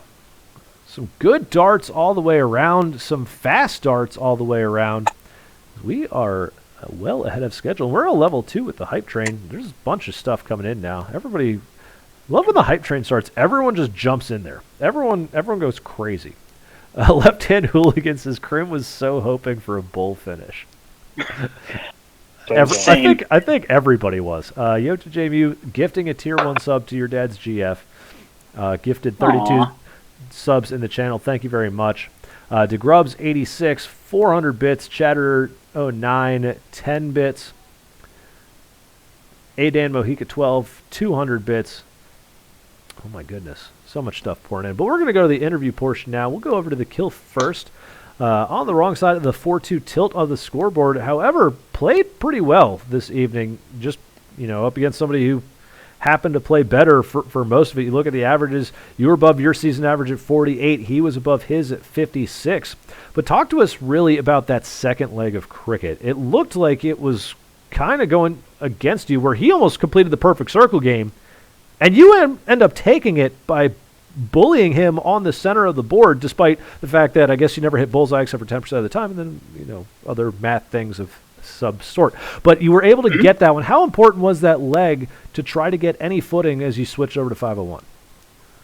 As you can tell, I then lost 3 legs on the spin right afterwards. So obviously it was really important to gain momentum in the match. No, I felt really bad about that because I could tell that Alpine was having some bull issues, and it just happens. Like sometimes, especially when if you're throwing at doubles, you can practice that a little bit. You can have some sort of plans for if things go awry. But if it's closing up a cricket game, sometimes things just don't work, and it was working for me, so I was happy to kind of be fortunate there. I think honestly my tack coming into this game was get as many points as possible so that I can be one of the 4 people in the Nothing Cup this year and not have to get relegated down to D. I think it's really my goal right now. I would love it if I could get into the BC playoffs, but honestly I know I'm going to get slaughtered, so it doesn't really matter to me. I'd like to be in C next year. That's really the game. And I think getting 4 points and also the 180 is going to probably hopefully be enough. But yeah, that was I played not so great most of the time, and just had a couple of moments where things went really well. And other than that, Alpine is just clearly the best player in the league this year, deserves to go up and kind of get the hell away from me for a while. I'm looking forward to not playing you again, man. For at least 3 months. Probably draw you in the Open Cup though. So it was a good game. Definitely really fun. Definitely it was good to have both of us kind of have our moments, and glad to have gotten through it with some points.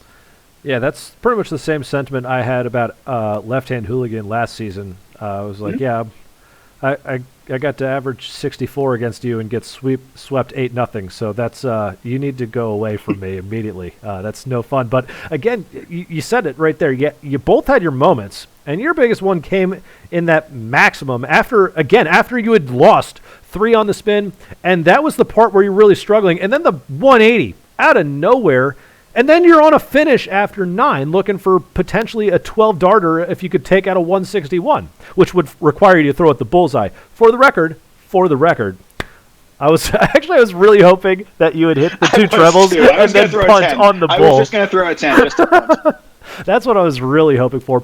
But talk to us about the 180 there. Talk to us about that, because they don't happen that often, especially not on stream or in league play. So how does it feel to get one in a match?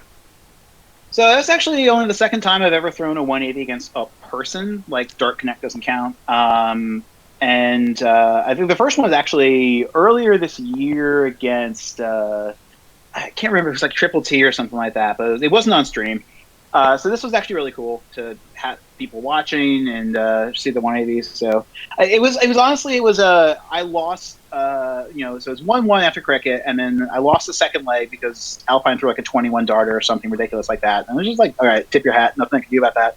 And then the next 2 legs, he didn't really fire too well, but I was just so adrift. So when it came down to 4-1, I'm just obviously going to lose this one to 6-1 and be struggling next week to kind of stay out of the CD playoffs. And then just kind of casually just chuck the first 2 in there. I'm like, no, it couldn't be. Just kind of threw it in there. I didn't even really aim it, and went in. So I think the lesson here is don't aim, don't try, and being good at darts and being bad at darts is the same thing. But once I got that, then I was like, all right, well, let's see what I can do. I would really wanted I wasn't going to get a 12, but I was really hoping for a 15 darter or something like that. I was really hoping to have 50 as a checkout with some reason, just because of slack today. But, it was a fun match. It's always a fun match playing against Alpine. I'm still glad that the first time I ever played him about 10 months ago, I beat him, and I never will again. And it was a good time, a good match. Well, looking forward to the final game week of the season as you fight to stay in the C division, earn that lone stay put in C spot here. You got Slappy Pappy on the docket, so what do you need to do to get ready for that one? Apparently give up and then just throw 180 again. No, I played Slappy before. It'll be a good game, and it'll be fun. And I think just take it easy, make sure I know what I kind of have to do to get past Alki and Triple T down in 5th and 6th spot, and just hopefully get enough to get over the line. That's all. Well, congratulations on getting 2 here tonight and on the maximum. Kylf, good luck next week, and we'll talk to you a little bit later. Matt, cheers. Going over to Alpine Stranger, I don't know. I think the surgeon, if he was in the chat, could probably confirm whether or not this mathematically secures the auto promotion for B for you or not. I think it does. You're up by 30 with 2 weeks left, so it's maybe like the only extenuating circumstance is if you get swept and somebody's got to sweep and get all 5 bonus points each week, something like that. But coming in with some big darts there yourself, especially this last leg. I'm looking at it on the screen. 60, 140, 130, 97 to finish off what ended up being a 22 dart leg. Talk to us about how you felt coming into this one, how you felt your performance matched up with how you played at a very high level all season. Yeah, I felt good coming into the match. I've thrown well against Kylf recently. Ever rookie league and last year I threw well against. So I felt, reasonably confident. That second leg of cricket shook me. Thought it was going to have more of an effect than it did, but I was able to spring back in 501. So that was good. That felt nice being able to tear off that short leg to reset myself in 501. Yeah, that second leg, I mean, he was able to take it on the bull, but at one point it looked like it was kind of a formality that, yeah, okay, this one's pretty much over, as you were at like 3.7 after 16s, and then the first wedge you didn't close in just by finding a treble or finding all 3 darts was 15. And then you closed that one on the next one, and then it just kind of fell apart purely on that bullseye. So talk to us how important that first leg of 501 to not only win it, but to come back with a 21 darter when that was one of his better 501 legs as well. How important was that one to really get the wheels rolling where you took 3 on the spin after that? That was huge. If I lose that first leg, especially if Kylf takes it out in 21 or 24 darts, I think he rolls through and probably gets the match win. So to be able to just stop the momentum and get my own game going, it was definitely a big turning point. It certainly was, and as we look into Judgment Week for you, you've got Uncle Corky on the docket to, if it isn't already, try to secure your place in FODL B. So what's the game plan to get ready for that one? Keep doing the same thing. I mean, I set 2 goals for myself at the beginning of the season, auto promotion and win all 11 matches. So I got 1 more to go. Just got to keep throwing, and if I do, I'm pretty sure I'll be able to win at least 4. Well, there you go. Sounds like a good plan, and if you accomplish both of those goals, that's very impressive within the season. Alpine, congratulations on the 5-2 victory this evening. Some great darts there, and we'll talk to you a little bit later. Thanks. Great cast radar. Great shooting kill. Yeah, good cast, man. Great playing you. Cheers. No worries, guys. And again, tonight we got a triple header. I don't have to go to work, which means we got more darts when we're coming back. Triple header action, a FODL B matchup as the nightcap. Don't go anywhere. We'll be right back.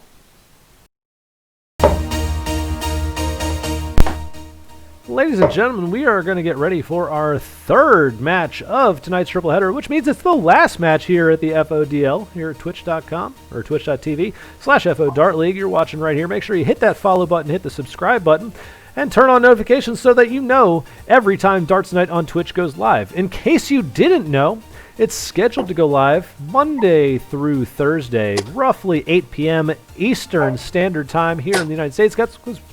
Yeah, it's kind of where most of us are based out of, so it makes it easy in the evening. So that's kind of how we roll here. But again, a FODL B matchup for our nightcap. Speaking of nightcaps, I should have refilled the wine glass, but I didn't. Whoopsies. Well, let's see who we've got playing here. It is going to be the Lush, throwing out of Frederick, Maryland. Last season finished 5th place in the FODL B division. He is throwing with the 20-gram Red Dragon Javelin darts. Red Dragon Javelin, Red Dragon Javelin, Red Dragon. Almost got there. Hashtag double-double. Going up against the MADhouse, throwing out of Harrisonburg, Virginia. His player card picture, dapper, but MADhouse looks dapper all the time. Last season, he finished 6th place in the FODL B division, throwing with the 22-gram Designa Razor Grip darts. Hashtag double trouble. So we've got double-double, we've got double trouble. All we need is double toil and trouble. While the cauldron bubbles. Somebody tell me what Shakespeare reference I just made out there in the chat. 30 viewers. Who's educated on that? Looking at the standings here in FODL B, Deadhead leading the pack currently for the auto promotion to FODL A. Take a nice sip from my glass of wine. We got MADhouse currently sitting in 7th place, joining myself in the no man's land of not in the promotion playoffs and not in the relegation playoffs. So he's looking to climb ground, get closer to myself, maybe even make a late push for the playoffs. Going to need a lot of help with that as he's trailing DJ, who's in the last playoff spot with 80 points. He's trailing DJ by 12, but he's trailing just myself by 8. So that's certainly doable. And you look behind him. Look behind him. Lush is in last, so he's currently in 12th out of 12. But he is just 6 points behind the MADhouse for that safety valve area. So that whole 7 to 12 range is separated by just 6 points. So there's only 2 weeks left. So as per usual, FODL B is just a goddamn mess as far as who's going to go where. Anybody could get relegated pretty much from 6 down. I'm not going to preclude myself from this. I'm in trouble because I've got Cali Kid and Deadhead left. So got stuff to do, but MADhouse, the Lush, they're looking to make up ground, try to secure themselves in that very tight bottom half of FODL B. Looking at schedule, this is the first matchup in Game Week 8 here in the FODL B division, which means we are left with just the minimums for our bonus points. 6 mark cricket, 2.4 cricket, fewest start leg is 24 max, highest 501 throw a min of 121, and the highest 501 checkout a minimum of 60. Grubs 86, he knows. We're going to go to the stats. Cricket, MADhouse, 19th best in the league with a 2.15. Lush is 23rd at 2.06, so less than a tenth of a point separating these two. MADhouse with a higher miss percentage than the Lush by 1%, but the treble and bull is where he makes up ground, 15 to 12. Both players winning, however, less than 50% of their cricket legs, as opponents' 3-dart average is above theirs in both cases. Excuse me. In 501, the Lush has the advantage at the 18th best rated average at 50.13. MADhouse is 21st at 49.02, so once again, very close. First nines are pretty comparative to their 3-dart averages as far as the difference between them. 57.3 for the Lush, 55.1 for the MADhouse. The Lush average finish of 48.5. So the Lush combo finishing has been pretty good, with the average finish for him is above a single dart out. However, in the leg one category, again, Lush 39% and MADhouse 43%. If you look over to the right, opponent's 3-dart average 50.7 against the Lush 49.1. So pretty close to their own averages. So pretty much coin flips either way, and they just happen to be on the wrong side of coin flips for most of the time. We will go over to the split view now. It's a FODL B division match, which means 8 legs, 2 of cricket, followed by 6 of 501, as designated in the right-hand corner of your screen, upper right-hand corner. We got MADhouse on the right, we got the Lush on the left, and if our players are ready to get it underway, we will do it for the third match of Monday's Darts Night on Twitch. MADhouse, are you ready? Ready. Lushy, are you ready? Yes, sir. Both of our players are ready, which means it's time to get darts in the air. Lush is the home player, meaning he has darts first for the first leg of cricket. Game on! Show my house. You too, buddy. So DeGrub's 86. He knows his Macbeth here. Or he knows his Shakespeare. It is Macbeth. Or McBee, if you were in the acting world. It's the cursed play, so they never actually say the name of it outside of within the play itself. Fun fact. Hashtag, yeah, I'm a former theater nerd. Deal with it. And it looks like 420 blazing it for the MADhouse. That third dart clipping off the flight and getting into that treble bed. So he will get 20 points on the board. Collins FTW joining the chat saying, finally got my dude MADhouse back on the stream. Well, your dude MADhouse got a rough schedule to work around to try to get him on the stream.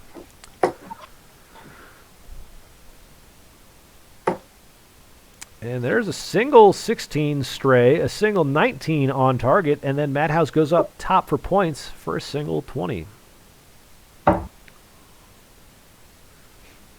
Your dad's GF, do y'all... I love how the egg conversation's still going on. Lush is going to get 2 19s to close. Your dad's GF, do y'all get grossed out for no reason out of nowhere while eating eggs? It's only for like 5 seconds and then it passes.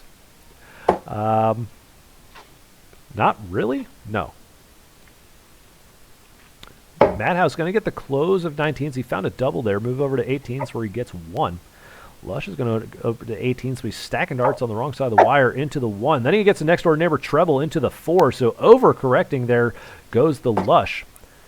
MADhouse, in previous seasons, he's been a dominant force in cricket.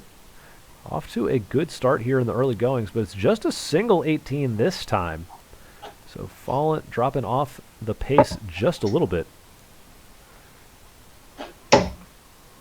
An opportunity for the Lush. He will go after 18s as well, where he looks like he just manages a single himself.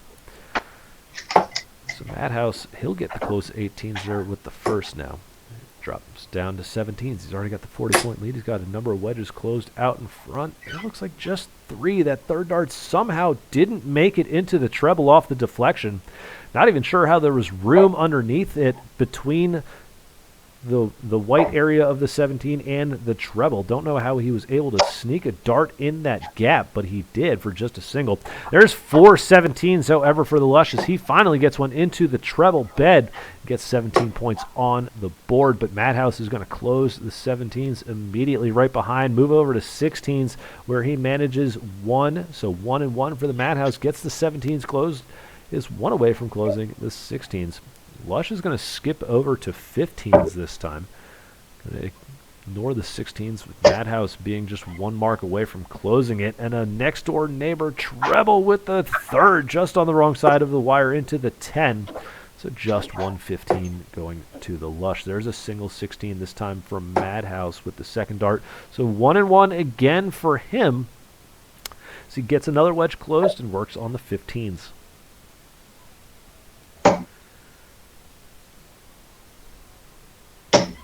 There are 2 better darts with the 2nd and 3rd well grouped, both in the single 15, so Lush is going to get the 15s closed. But MADhouse going to use the double once again as he gets the double 15 with his first. And moves over to the center. Looks like a bullseye with the last as well, so it looks like a 4-mark visit from the MADhouse. And all of a sudden, he's 1 mark away from finishing the leg. Lush trying to get it going just outside with the first attempt. The 3rd, the 2nd dart was a slop 19, but 19's one of the few things closed. So no extra help there. And MADhouse is going to get the green bit with the 3rd. Game shot and the leg going to the MADhouse with a pretty quick and pretty tidy 2.6 MPR. Getting back to form of last season as he gets a break of throw in that first leg of cricket. He's looking to complete the sweep here as he'll come back to the board with darts in hand. Game on! HX Ducker saying, at least these eggs didn't have to hatch and watch cricket. The number of cricket haters is growing. King Raj is in there asking if cricket's over yet. Cricket's fun.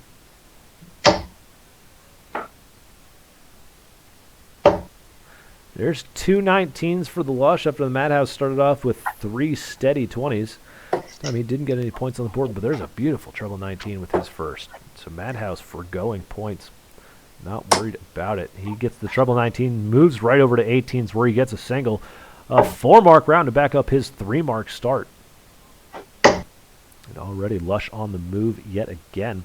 Alki Darts says it's quality entertainment. I agree. Pretty decent battle there.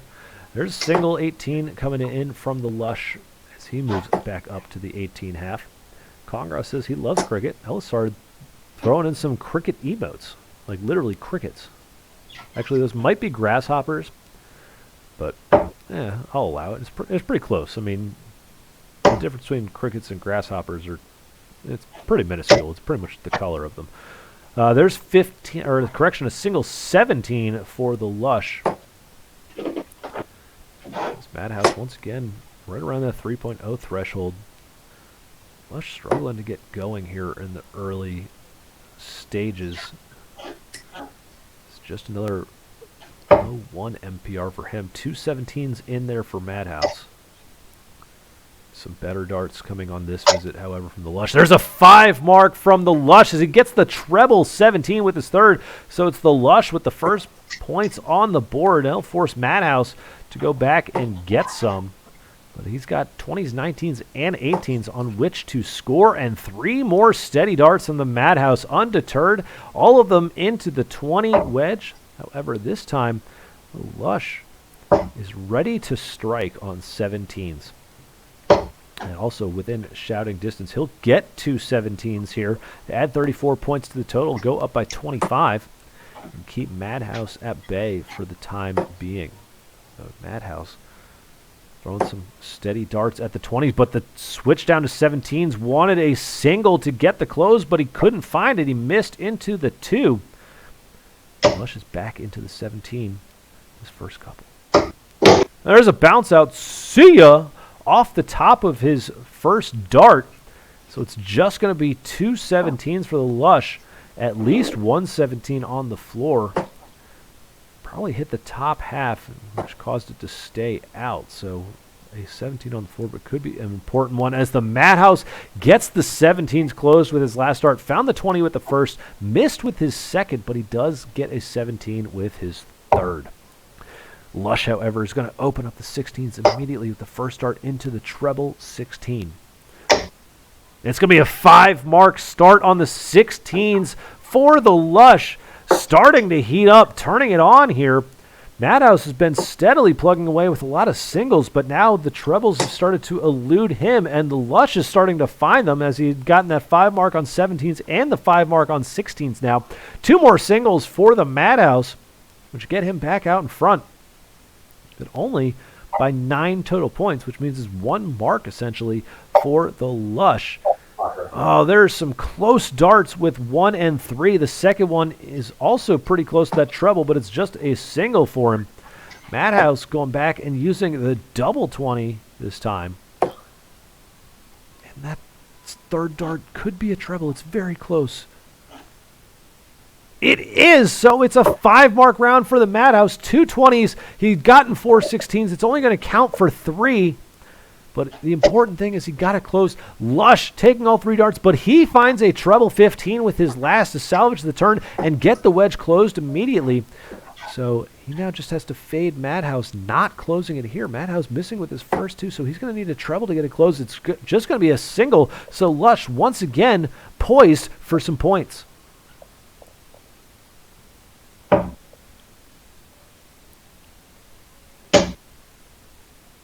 I think Lush is going to find 2. No, it's just 1. That third dart clipped off and stayed into the 2.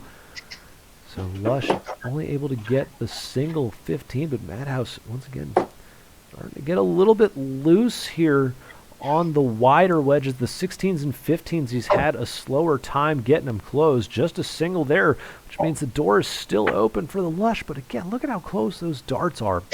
Just can't quite find the range. Another single, which leaves him down by 3. Again, see MADhouse. He's going to take all 3 darts, and he'll take all 3 darts and miss. He will not get the 15s closed yet again. So Lush trying to punish. Needs to punish in a big way because he's got to do some work on the 19s, 18s, and 20s. At some point, there's 2 15s for the Lush, so he is now up in front by 27. MADhouse trying to get anything, so he does get a single 20. However, the Lush is out in front now, coming back to the board.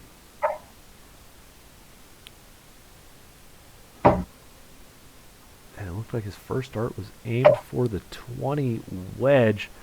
Missed right into the treble 1. Drops back down. Gets a single 15. Now MADhouse. There's 2 steady 20s. His MO has been to drop down to 15s. He does drop down to 15s, but once again, it's a miss. The 15 segment continues to elude the MADhouse, and there's a big treble from the Lush. And that looks like 7 15s for the Lush, so critical misses for MADhouse, and there is the big visit that the Lush needed to really put the screws to MADhouse right now.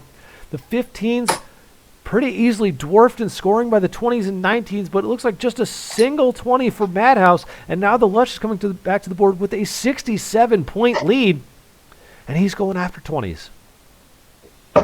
First dart is in, second dart is in as well. All 3 darts, 3 single 20s, so 1 wedge is closed off. MADhouse now going to have to find a new scoring target. There's a big treble for him, it looks like. Looks like it's going to be 4 19s for MADhouse, so getting his bearings a little bit as he switches down to 19s, but still he's only up by 9 points, which again is the equivalent of 1 mark there on the 15s, which the Lush is going to get with the first start. He's going to stay for points, though, with the second. He'll stay for points with all of them and find a treble 15 with the third for 5 more 15s for the Lush. As he has turned it on in scoring over on the 15s, MADhouse has had multiple opportunities to get it closed and could not do it, and he could be reaping the rewards of sorrow there as the Lush looks to continue to close wedges. There are the 19s now closed as he has gone over, and he switches back over to 15s, gets another single. So MADhouse, seeing his lead evaporate, seeing the number of open wedges he has evaporate, trying to get something going, looking for the 18s. But again, struggling to find it, but that's a big third dart to keep him afloat at least. 3 18s gets him within shouting distance of that point lead yet again, down by just 8, but the Lush needs 2 18s to get it closed. He went for the first dart, missed, and dropped back down to 15s for his second, where he manages 1, but could not get it. A little bit surprised, thought he might have stayed with all 3 because he still only needed 2 with 2 darts in hand to take the point lead. So we'll see if that was a costly decision or not. MADhouse now.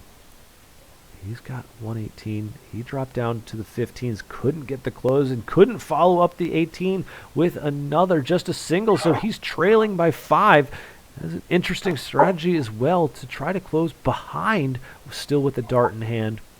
The Lush now, he's looking for the close. He'll get the close of 18s, needs all 3 darts to do it, but he does get it closed. MADhouse is trailing by 5. It looks like he wants to make this a bull race, and he finally gets the 15s closed, so he will make it a bull race. Lush is going to need 3. MADhouse can't connect on the bull with his last dart, so he's going to need 4.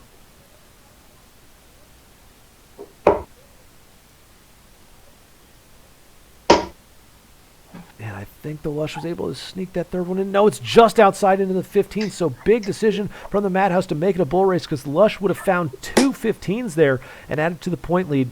MADhouse needs 4. Looks like he might have gotten 1 with his third dart, so he gets 1. It's now 3-3.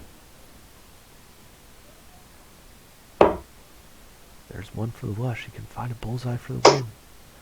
He cannot get it, just the single. Both players. It comes down to the middle. MADhouse won't be able to finish it here, but still looking to chip away. Can't do it. It's a miss for MADhouse. Back now to the Lush. First start. And he'll find a bullseye with the first. Game shot and the leg going to the Lush. A crazy battle back on 15s. You see there 285 points scored on the 15 wedge. He went berserk on that 15 treble segment with the 7 mark and 5 mark, which really boosted him to the point lead, and he levels the match at 1. We're moving to 501, where we got 6 legs still to come. Lush with darts in hand. Game on! All right, let's play darts.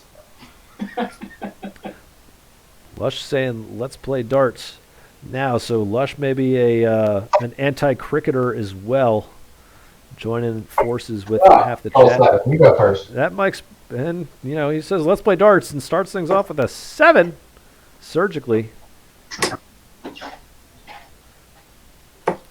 I went to a tournament back when going places was a thing at a place in Frederick where I think the Lush plays pretty frequently. Cricket seemed to be very, very popular in that domain, so just saying. Surprised Lush is... I'm not saying a lot of smart people live here. Surprised Lush was anti-cricket, but there you go. It looks like a nice 85 to back up the 55 from MADhouse. Lush had gotten the speed limit himself. King Raj says, tie game. I take it back. Cricket is entertaining. There you go. You just got to get in some battles, man. That's all it takes. Cricket's fun. There's 45 scored from the Lush. I don't know what's been going on in the chat. I've been watching. There were, I don't know. There's stuff in the chat. I'll pay attention to it now, maybe.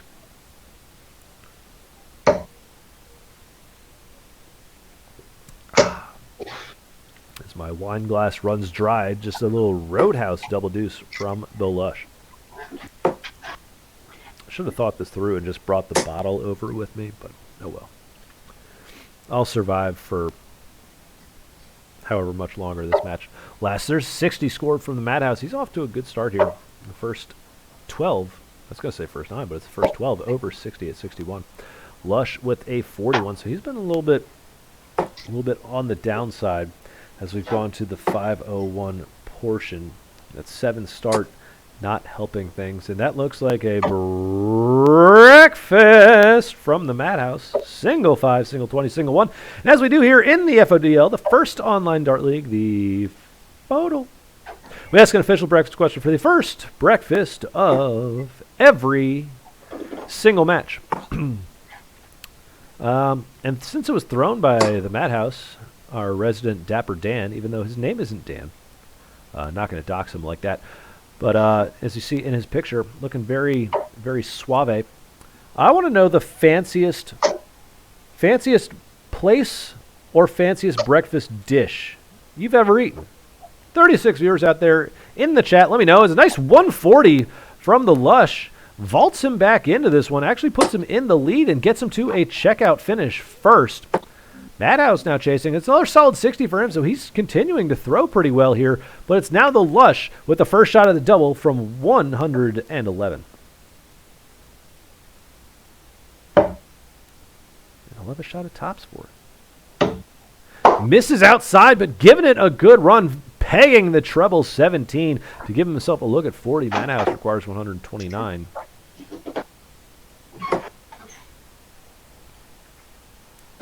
MADhouse couldn't find the second dart treble. If he did, would have had a look at the bull. Instead, it's going to be 44 scored to lead 85. Lush requires 40.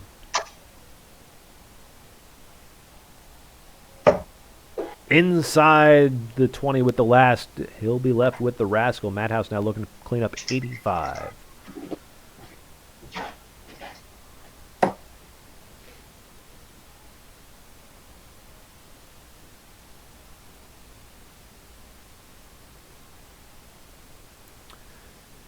Goes just wide of the mark of that treble 20. So 45 scored for the MADhouse. Did some good math there. He is now left on tops. Lush looking for the Rascal. It's inside. Rascal saying no to double 5.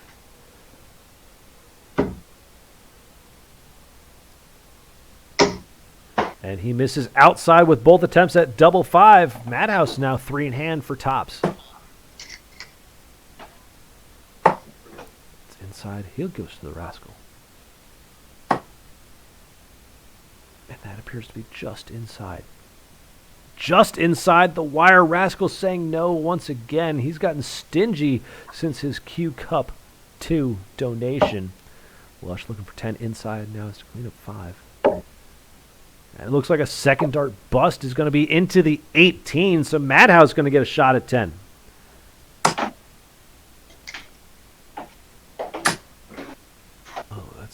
A tough deflection. It's going to block out probably half of that 5 double, and the third dart is an overcorrection down inside as MADhouse cuts the score in half. Lush back to double 5.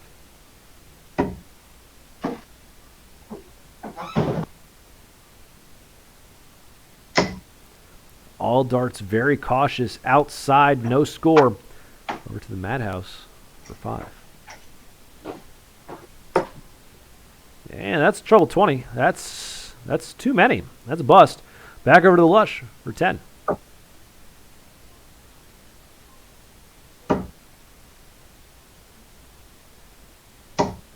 And no score once again from the Lush. Darts inching closer to that treble, however, or that double, however. MADhouse is going to bust on the other side this time into the single 18. So Lush going to come right back to the board. And he will find it now with the first game shot and the leg going to the Lush as he gets the range down on the 7th attempt there. MADhouse is going to come back to the board with darts in hand, looking to re-level the match at 2. Game on!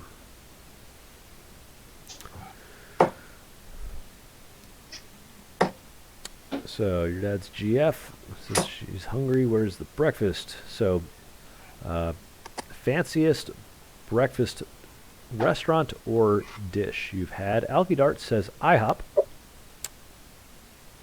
Liberty Fire says Cajun Eggs Benedict comes to mind right away. DeGrubs86 says who pays for breakfast? There's a nice ton to get things started off for the Lush. If you find some good breakfast places, then they do it upright. That's all I'm going to say about that. Your dad's GF says Waffle House in my old college town at 2 a.m. while a fight goes down. Very classy. Oh, Not wow. the author's sister joining the chat. She says Mr. J's and in P-Lot. So that's very specific. But I love that answer. How can you not? That just brings to mind tailgating and all fun times that are associated with that. Like the 8 a.m. alcoholism and eating bagels and yeah, that's good stuff. DeGrubs86 says sleep in instead. DeGrubs86, oh my god, it's just such a bad take.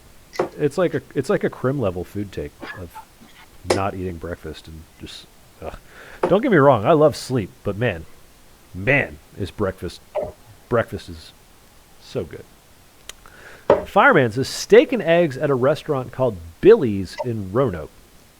It was prime rib with fried eggs and homemade bread with a Bloody Mary bar featuring whole prawns. Yeah, Fireman. Whenever traveling is allowed, you hit me up when you want to go there because I'm down for that. That sounds outstanding.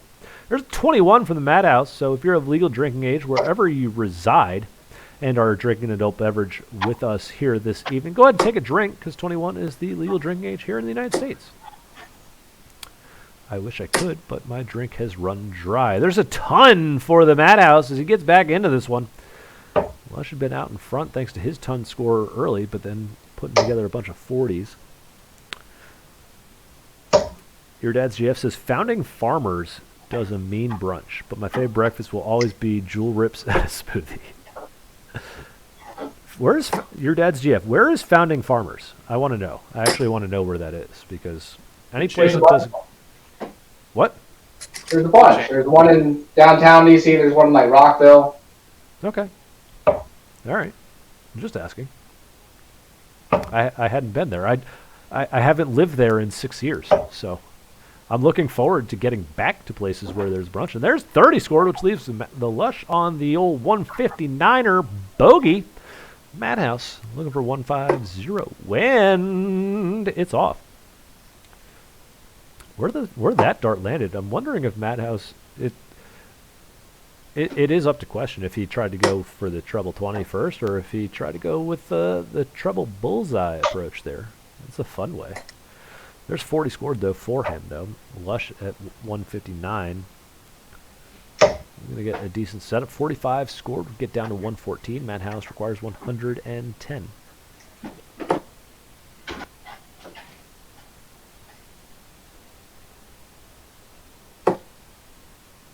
And it's off. 28 scored, going to come in from the MADhouse, leaving with 82. Lush requires 114. Oh no, Lush can't find the big number there. Oh no, he can't find the big number twice. Finds the double 3. going to leave himself now with 37. Excuse me. MADhouse looking for 82.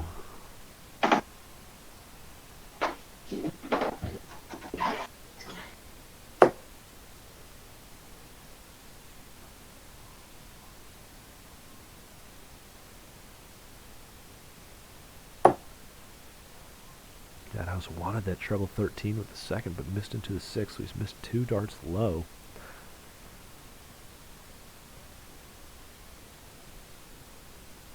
Trying to compute where he wants his third dart here. He goes after the 8. Okay, so that's going to be 25 scored. Lush 37. First dart's into the 20s, still has some work to do. And it's going to be a second dart bust for the Lush. So missed the 5 into the 20, missed the 1 into the 18, and gets no shots at double. And MADhouse now has an opportunity from 57. He's going to miss the big number the first time. Now needs 54. He's got to miss the big number twice, so he will also not get a look at a finish here. Instead has a decision of where he wants to go for his final dart.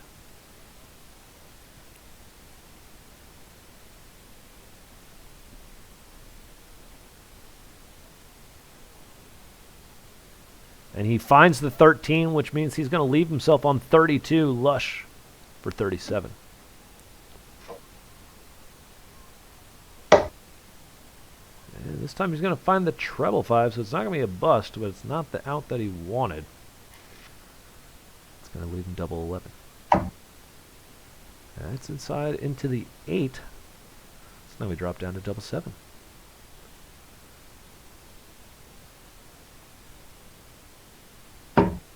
And that is outside, so Lush is going to leave himself 14. MADhouse 3 clean, double 16. That one looks into the 8, so we're jumping up to double 12.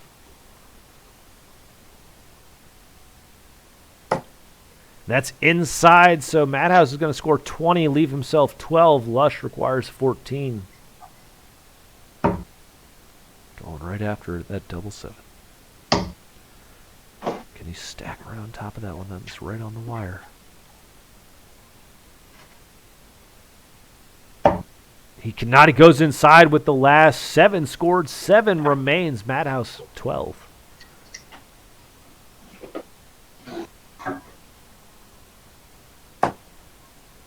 Inside to the basement. Looking for double 3.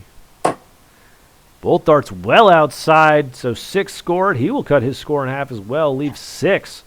Lush has to clean up now from 7. And that's a bust with the first as he finds the treble in that 3 segment. Back to MADhouse for 6. Inside. Now he's got to clean up 3. 1 double 1, the only way to do that. And he's going to bust it with the second dart, missing into the 20. Back to the Lush. Narrowly avoids that treble. Almost found it again, but this time he's got 2 darts for double 2. And this time it's going to be a unfortunate bust on the third, finding double 15 next door. Back to MADhouse, looking for the basement, which he finds. Game shot. Oh, God. And the leg going to the MADhouse as we level this match at 2 legs apiece. Lush is going to have the darts in hand as we come back to the board, and game on!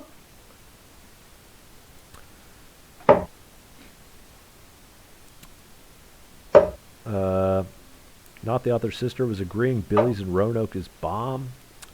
Train Photo says Disneyland, so not Disney World, the one in California. It says Goofy's Breakfast. All right, fair. Liberty says there's a Founding Farmers in Reston. Might have to investigate that at some point. Fireman says, I'll hit you up when I can afford it. Radar, we either go there or the Regency Room at Hotel Roanoke as part of my grandma's Christmas gift to us every year. So it's a fancy, pricey place. Nice. Love that. Love that. Well, Fireman, you let me know when you want to go. We can roll. Don't worry about it. There's a bounce out. See ya! That one deflected off for the MADhouse. It's 20 on the floor. I saw the point go in above the treble. It was close, but it was above. Speaking of the treble, there's a treble for the Lush. 100 scored for him. He does not care about the MADhouse's bounce out. He takes no mercy. Comes right back with some good scoring.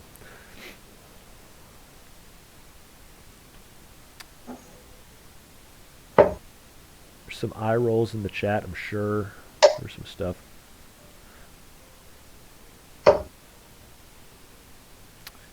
There's back-to-back tons for the Lush. Your dad's GF coming in with a hot take. It's speaking of brunch, can we all be adults and admit mimosas suck? This is a hot take. I'll let you guys duke that out in the chat for a bit because Lush is on fire in this leg. Throwing a good one. Trying to get in a checkout position here back at 201. It'll be 57, so that's enough. Down to 144. MADhouse off to a slower start. Obviously, Lush off to a very good start. But MADhouse is well back at 326 right now. 45 scored. He'll get under 300 down to 281. Lush requires 144. It's going to be off, but still looking to continue throwing well. 45 scored. Oh no! Leaves the 99. The only 3-dart combination under 100. And MADhouse not going to put a ton of pressure on. Just 10 scored there. Lush requires 99.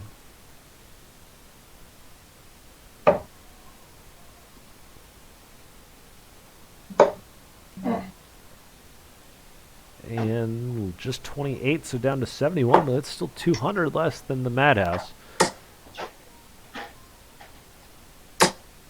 41 scored down to 230. Lush requires 71.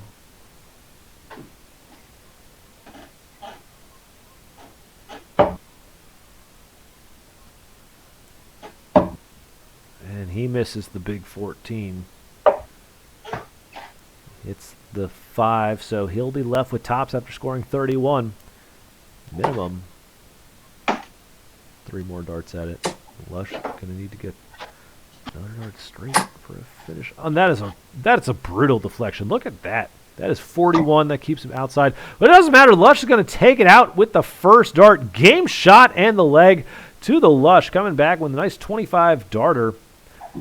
Cleaning it up quickly. MADhouse coming back to the board now with darts in hand. Game on!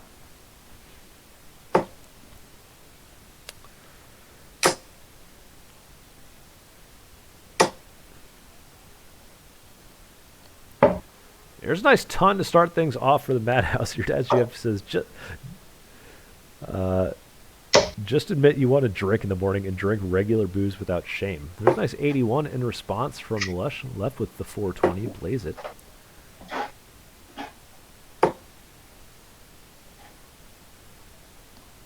And breakfast. MADhouse going to throw another breakfast. So if you haven't answered the breakfast question, 29 viewers, it was what was the fanciest breakfast restaurant you've been to or breakfast dish? One or the other. Or if you want to go with both. I don't care. There's a nice ton for the Lush, though, as he continues to throw well. Piggybacking off that last leg. There's 41 from MADhouse.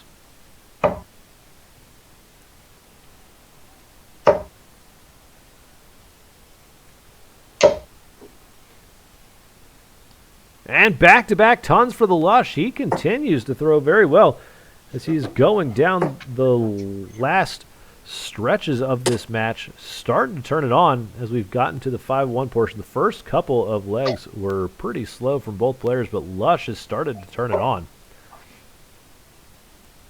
Knows how important all these leg victories are, especially taking them off of somebody whom he can catch.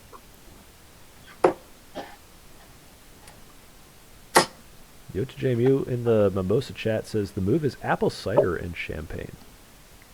Interesting. Not the author's sister defending Mimosa says they're an essential morning boozy breakfast or beverage. There's another 98 for the Lush. He's down under 100 now. Back at 96. MADhouse 223. For that second dart, gonna need a treble to get there. Just 52 scored. Lush requires 96.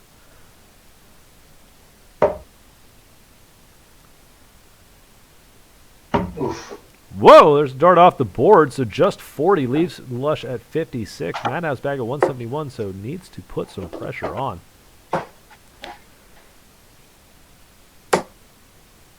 Yo, 11 for the MADhouse. Gets him to an out at least. It's 160 though. Lush bars 56. He's got 2 flops. Oof. And he'll miss both outside cautiously. He's left with 40. MADhouse 4 times that, 160.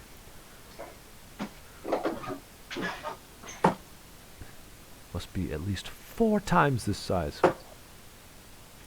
It's off, by the way. And that might be 75 for the MADhouse. As he found tops with that final dart, Lush is looking for tops right here. Found the top of his board with the first dart. Inside with the second, overcorrecting over to the Rascal. And Rascal says, no, that's inside as well. Lush will score 30 down to 10. MADhouse now from 85.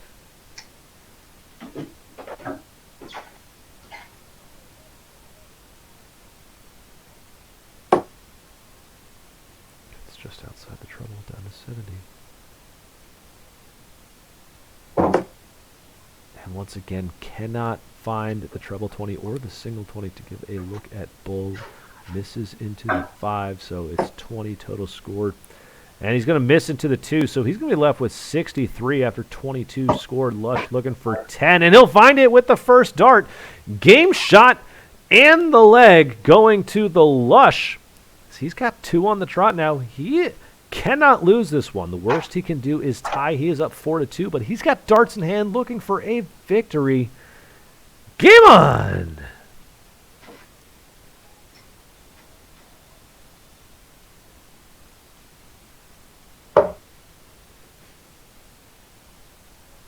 Liberty Fire says, wait, did you just repeat the breakfast question, Ryder? Thank you. The answer is crepe. Kylf says, what was the breakfast question? Kylf, the breakfast question was, what was the fanciest breakfast restaurant or breakfast dish you've ever had? That's Jeff. Raider repeated breakfast question. That's racist. To be fair, your dad's Jeff. The last time I repeated it, it was because somebody else threw a breakfast. Somebody threw another one. This time I'm answering the Kylf. So, yeah, take that.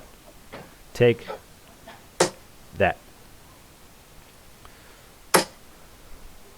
Take that in your mimosa-hating ways. But I guess if you don't like champagne, like that's... I feel like not liking champagne is not really a reason to shit on other people liking mimosas, though. Whatever. You guys do what you want. It's a chat. It's the internet chat. You can all say what you want. That's how the internet works. 60 again for the Lush. This is going to be... That looks like 69. Nice for the MADhouse.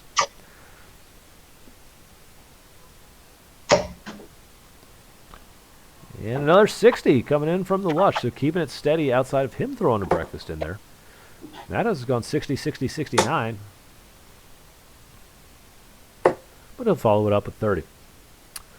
Magic Wizard Pinball says a lobster omelet. Kylf says crepe Suzette at Jeff Bezos' favorite brunch place.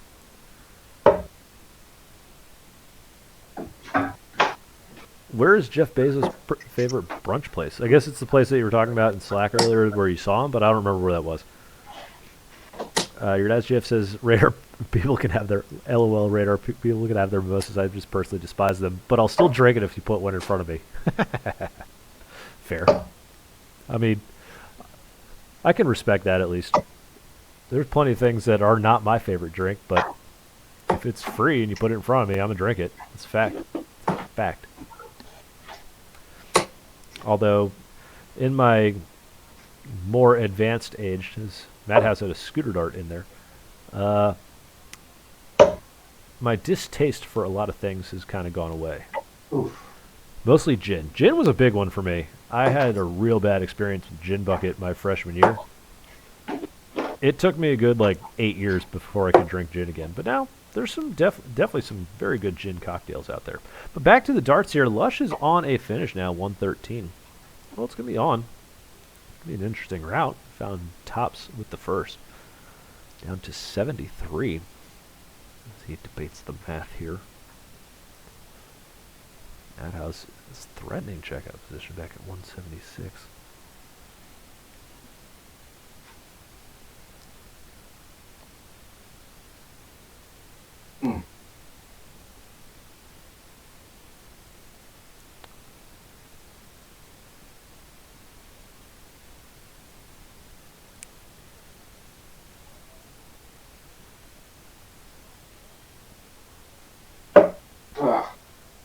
And that'll be 48 scored as the eye rolls roll in for that one. Left with 65, but he will come back to the board. MADhouse trying to give chase here in the late stages of this leg. 41 gets him to an out. Left with 135. Lush for 65.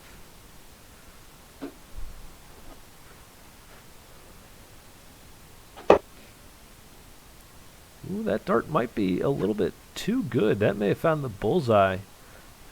Get down to 15. As opposed to the green bit that the Lush actually wanted to leave tops. So there's the 7. 1 dart for double 4. Just outside on the wire, so a good attempt at it from the Lush there. MADhouse requires 135.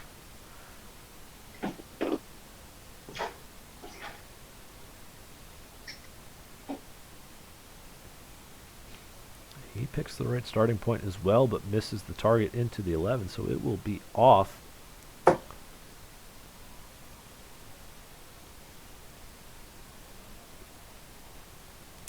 And that might garnish some eye rolls, though. That'll leave 99 for the MADhouse after he scores 36. Lush for 8. Inside, first attempt, double 4 down to double 2, where he'll find it with the third dart. Game shot. And the leg going to the Lush as he secures a match victory as he goes up 5-2 now. MADhouse is going to have darts in hand as we go to the final leg of the match, of tonight's cast even. Game on! Ah, your dad's GF getting aggressive in the chat. Calling me names, talking about how great gin is. I just said that it took me a while to get back into it because I had a bad experience, but now I enjoy it again. I just bought a bottle of gin when I was at the store so that I can make gin drinks, especially since I have a bunch of Campari in the liquor cabinet right now. So let me tell you about how many Negronis I'm about to drink. It's all of them. All of them. There's a nice ton 18 to get things started off for the Lush. He may not have thought so as the third dart was the stray into the 18, but hey, it still counts. There's a ton to back up the 60 for the MADhouse.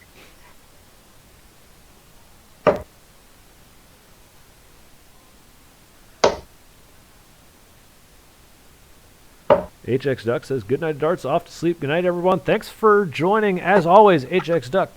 We'll make sure to play more cricket just for you. 41 scored from MADhouse this time. That leaves him with an even 300. So both players off to good starts here in this final leg. They know how important every point is at this juncture of the season. Lush scores 59. You look at that 3-dart average for this leg, 69. Nice. There's another bounce out. See ya from the MADhouse. That was another 20 on the floor. It could have been a ton scored. Instead, still 80 as he had found a treble with the first. Lush is going to come in just underneath that treble for 45. MADhouse down at 220. Lush back at 250.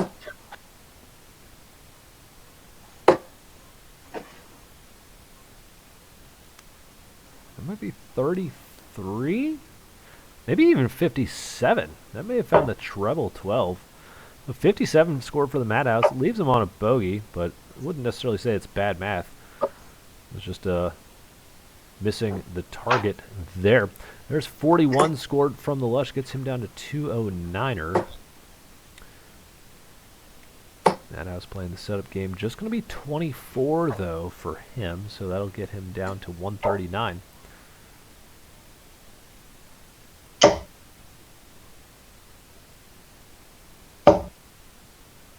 And that looks like a good grouping into the 19s for 57 down to 152 from the Lush. MADhouse requires 139.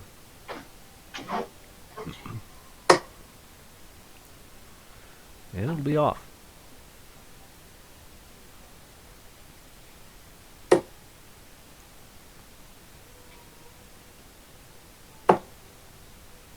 And this will be 36 scored. Leaf MADhouse with 103. Lush requires 152. That will be off as well.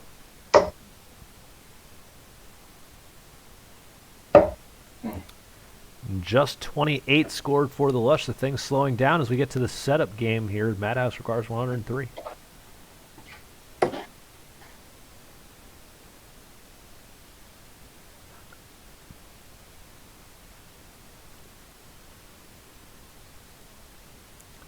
MADhouse a dart for double 12 for the 103 out. Oh, it's just inside. MADhouse giving the 103 a run with a great route at that. Left with 12. Lush requires 124. And it's off. Second dart stays at the 20. 60 scored. That'll be some eye rolls, I'm sure. MADhouse requires 12. Once again, looking for double 6. Couldn't find it last time. And it's going to be a bust as he misses low into the rascal to double 10. Too many for him there. And he throws a frustration dart with bounces out, which just seems appropriate. I could have doubled out on one. Oh, I'm so sorry. My bad. You're good. From this angle, that looks like it's dead center in that that double 10. My bad. So it's actually 10 scored for the MADhouse, which leaves him on his namesake. Lush comes back and scores 32. So he will be left with 32. MADhouse looking for double 1.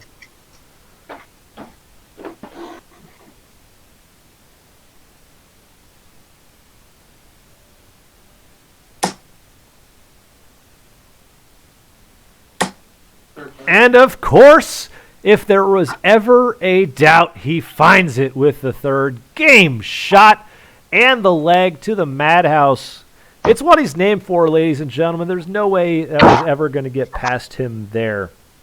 As he makes this one 5-3. Getting another leg, getting another critical 2 points on the board. And we'll move to the interview portion of tonight's match. MADhouse, first of all, apologize after that last one. That camera, like that thing looked like it was in the double 10. Like, from the camera angle, so apologies for that. Don't know if that threw you off at all or not going to your final visit. But coming in, the pace of that second match was very quick. I know that you were just getting out of class, so the warm-up time for you was not substantial, maybe. Talk to us about how you felt you played despite not necessarily having the most warm-up in the world. First off, kudos to you and for long interviews, because it ended up being a fair amount of time. I don't think warm-up had anything to do with it. Just can't find consistency. There's streakiness. And unfortunately, when you're playing Lush, he's able to just like turn it on. We watched leg after leg. It was ton. Like when he gets going, especially in 501, he's a dangerous man, and that's why when we got cricket over with, he was like, okay, now we can play dice. I mean, there was some streakiness from both of you, really. I mean, coming out in cricket, it looked like the MADhouse of old with that, the punishing 3.0 MPRs late into the cricket legs. One of them still ended up getting away from you, but then once you got to 501, it looked like the scoring got a little bit away from you, but even though the scoring did, once you got into checkout, because the first couple legs were a little bit rough for both of you guys, but he seemed to find it later. The checkout portion, the math seems to be something that you focused on, because the routes seem to, at least the processing seemed to be there. It was just the execution that just wasn't there for you tonight. So talk to us about how much you've been focusing on that, trying to give yourself those extra looks at doubles, and how much that, maybe that thinking about it takes away from just getting up and coming up to the board and throwing. Yeah, I go back and forth on slowing down, doing the math, making sure my route's right, missing my targets versus just hitting my targets, doing bad math and doubling out. So I don't know. I'm happy with my thought process behind it, but shit, you watch the cricket match. What I missed? 12 darts at 15. To give Lush that leg, it was quite a few. No business to win that leg. I just bad darts, and he came back in the end and dropped 200 points on the 15. So I think they're kind of set up for the rest today for those in the league. So a lot of chatter on the math channel. I would like to argue Crim's percentages on single hits and doubles hits and triples hits. In my regard, I think I hit singles intentionally at like 20%, not 60%. So if you could recalculate everything, that would be great for somebody who's bad at darts right now. I'd like to know what my chances are. Well, MADhouse, looking into Game Week 9 for Judgment Week, you're not taking any time off for it. You've got it scheduled already, and not only do you have it scheduled already, you got it scheduled for tomorrow. And you got Cali Kid tomorrow. And you know what the standings look like. The 3 points are going to keep you for the time being, depending on what happens the rest of the week, and be in that amoebic range of, not really doing anything, where you just kind of stay in B. So what's the game plan to get ready for Cali Kid, and what do you think you're going to need to get off of Cali Kid to make sure you avoid those relegation playoffs? Ooh, I think I have to split or win, honestly. Maybe 3 legs will do it. We'll see. Between now and then, I will do absolutely nothing. I'll just warm up 20 minutes beforehand, and I don't know, maybe I'll switch darts halfway through if I get frustrated, or I'll go the Stephen Q route and start it angrily throwing at 19s, and then when that doesn't work, just throw out bowls, hoping that the cumulative 3 darts calculate to something worthwhile. I think I've got a lot of options I've learned from other members of this league who thoroughly enjoy this game on how to have fun at the end of the day. I mean, that's really what it's all about. I wish I knew what that was like. Again, congratulations. Able to still get 3 tonight. Work to do, to potentially stay up, but I'm sure you'll go to sleep, get up, go to work, and then probably have class again, and which will leave you to your warm-ups. And good luck tomorrow against Cali Kid, and I'll talk to you a little bit later. Thanks, Radar, for casting, and thanks for punishing me there, Lush. Appreciate it. You threw a good match. We'll go over to the Lush now, coming out 5-3, victorious in this one. Battled back there like cricket to start off. Looked like it was going very, very not your way. I mean, we can be honest. It was not good. And then all of a sudden on 15s, you woke up in that second leg. You got that 7 mark, which really propelled you.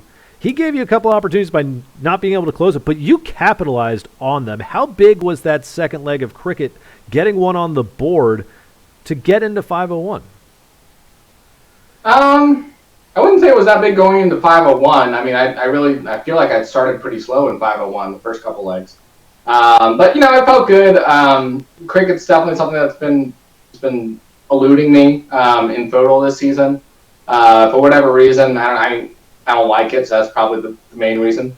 So I never practice it. It's not something that I'm really that conscious of. I'll 5 minutes before the match, I might throw a few from 2019, 18, 17, and a couple of bowls. But other than that, I just focus on my 501 game. So it felt good.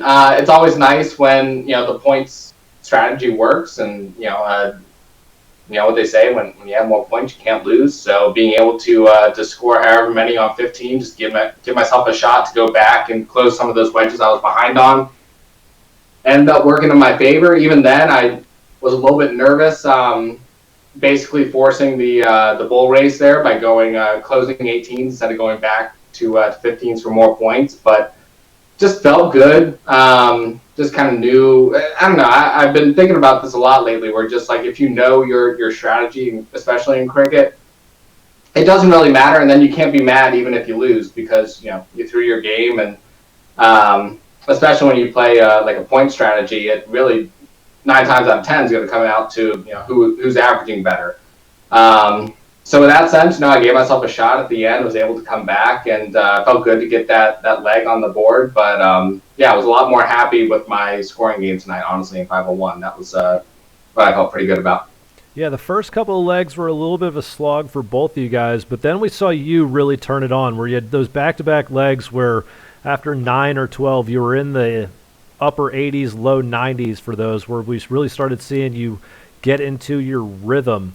How much of that is that, you're not a big fan of cricket, getting back into the mindset of, okay, we're in 501 now, and recalibrating and getting that rhythm back for you? Because you seem to be kind of a streaky rhythm player where that works to your advantage. Yeah, I don't know. It's all about focus, and especially I feel like we need to add another column to Barboy's FODL B tracker. But whenever I play on stream, it always puts me on tilt. I'm more, I don't know. I'm caught up in what you're talking about with the chat, and just kind of staying engaged that way. And that way, I almost have two competitors. So I don't know. At a certain point, I was able to just kind of get in the flow and just focus in on that treble bed and hit it at least once per trip, and that's really my goal. I got a ton 40 in there too, and I think that was my highest score that was intentional. Had some lucky doubles in there too that definitely helped out. I won't complain about. But yeah, no, just really after a while, my throw just felt good, was following through pretty well. So it's really just about, kind of zoning out, getting in that focus area, and honestly just capitalizing when I have the opportunity. I've thrown like that a few other times this season, and it seems like every other time that I've done it, my opponent throws like crazy too. Like Pepe in particular, he averaged, I think, like mid-50s for the whole match. And it's just been that kind of season. Wherever I'm on, my opponent's on, so my record doesn't look like it. But tonight, I knew that if I was going to have any chance of staying up, which I still don't think I will, I had to capitalize, and I felt pretty good. Would have liked to get one or two more there. Especially, I really wish he would have busted on that last legs. I know I would have gotten that double 16 or the 32 out. Really wanted double 16 to finish it off, but that didn't happen. So that's why I set that math up. That was 100% intentional. I want that double. But yeah, all in all, I can't be too mad. We'll probably go down to FODL C, but whatever. I can make some guys sad down there. Not a problem. Yeah, so you were going for your namesake double. He was able to get his namesake MADhouse with the double trouble. But looking forward into next week, you're going to have repat on the schedule. And I'm looking at the standings right now because they've been updated already. With this one, you move up to 72 points. So you're trailing MADhouse now by 2 for that 7th spot. And you're 4 ahead of Criminal in 8th. And you're trailing myself by 4. Obviously, you guys are the only ones who've played your Game Week 8 matchup, so everyone else has the game in hand. But you got Repat on the docket. He's in that slog also, where he's currently behind you by 6 now after tonight's results. What's the game plan? And, how much do you think you need to stay up in FODL B out of that match? I'm going the other way. I have 100% resigned myself to me going down to FODL C, and I'm just banking on that taking all the pressure off. So I have no idea, and I really don't care. I'm going to come out and I'm going to throw the best match that I can. If that's enough for me to stay up, then great. Repat's a hell of a competitor, and I'm definitely going to probably have to be sober for that match just to make sure that my pace matches up. Just to keep it flowing there. But yeah, I don't know. We'll see. At this point of the season, I've been at the bottom the whole time, so I don't mind if I go down because my average is still, I think, better than it was last season, or at least it's close. So I'm not going to feel that bad if I do, because I know I'm going to at least be at the top of C and have a chance to get up. So I really don't mind if that's how it goes. I'm not mad at my darts, so whatever. So in that way, I'm just heading into next week like any other match, and I'm hoping to win as much as I can. But I'm not going to do anything other than staying sober just to slow down the pace. Not going to do anything else special in preparation. Well, Lush, that's certainly a good and positive way to look at it. Got the right mindset for that one. Congratulations on the 5-3 victory here tonight, and good luck with the upcoming Judgment Week. We'll talk to you a little bit later. Appreciate it, dude. Thanks for casting. Great match, MADhouse.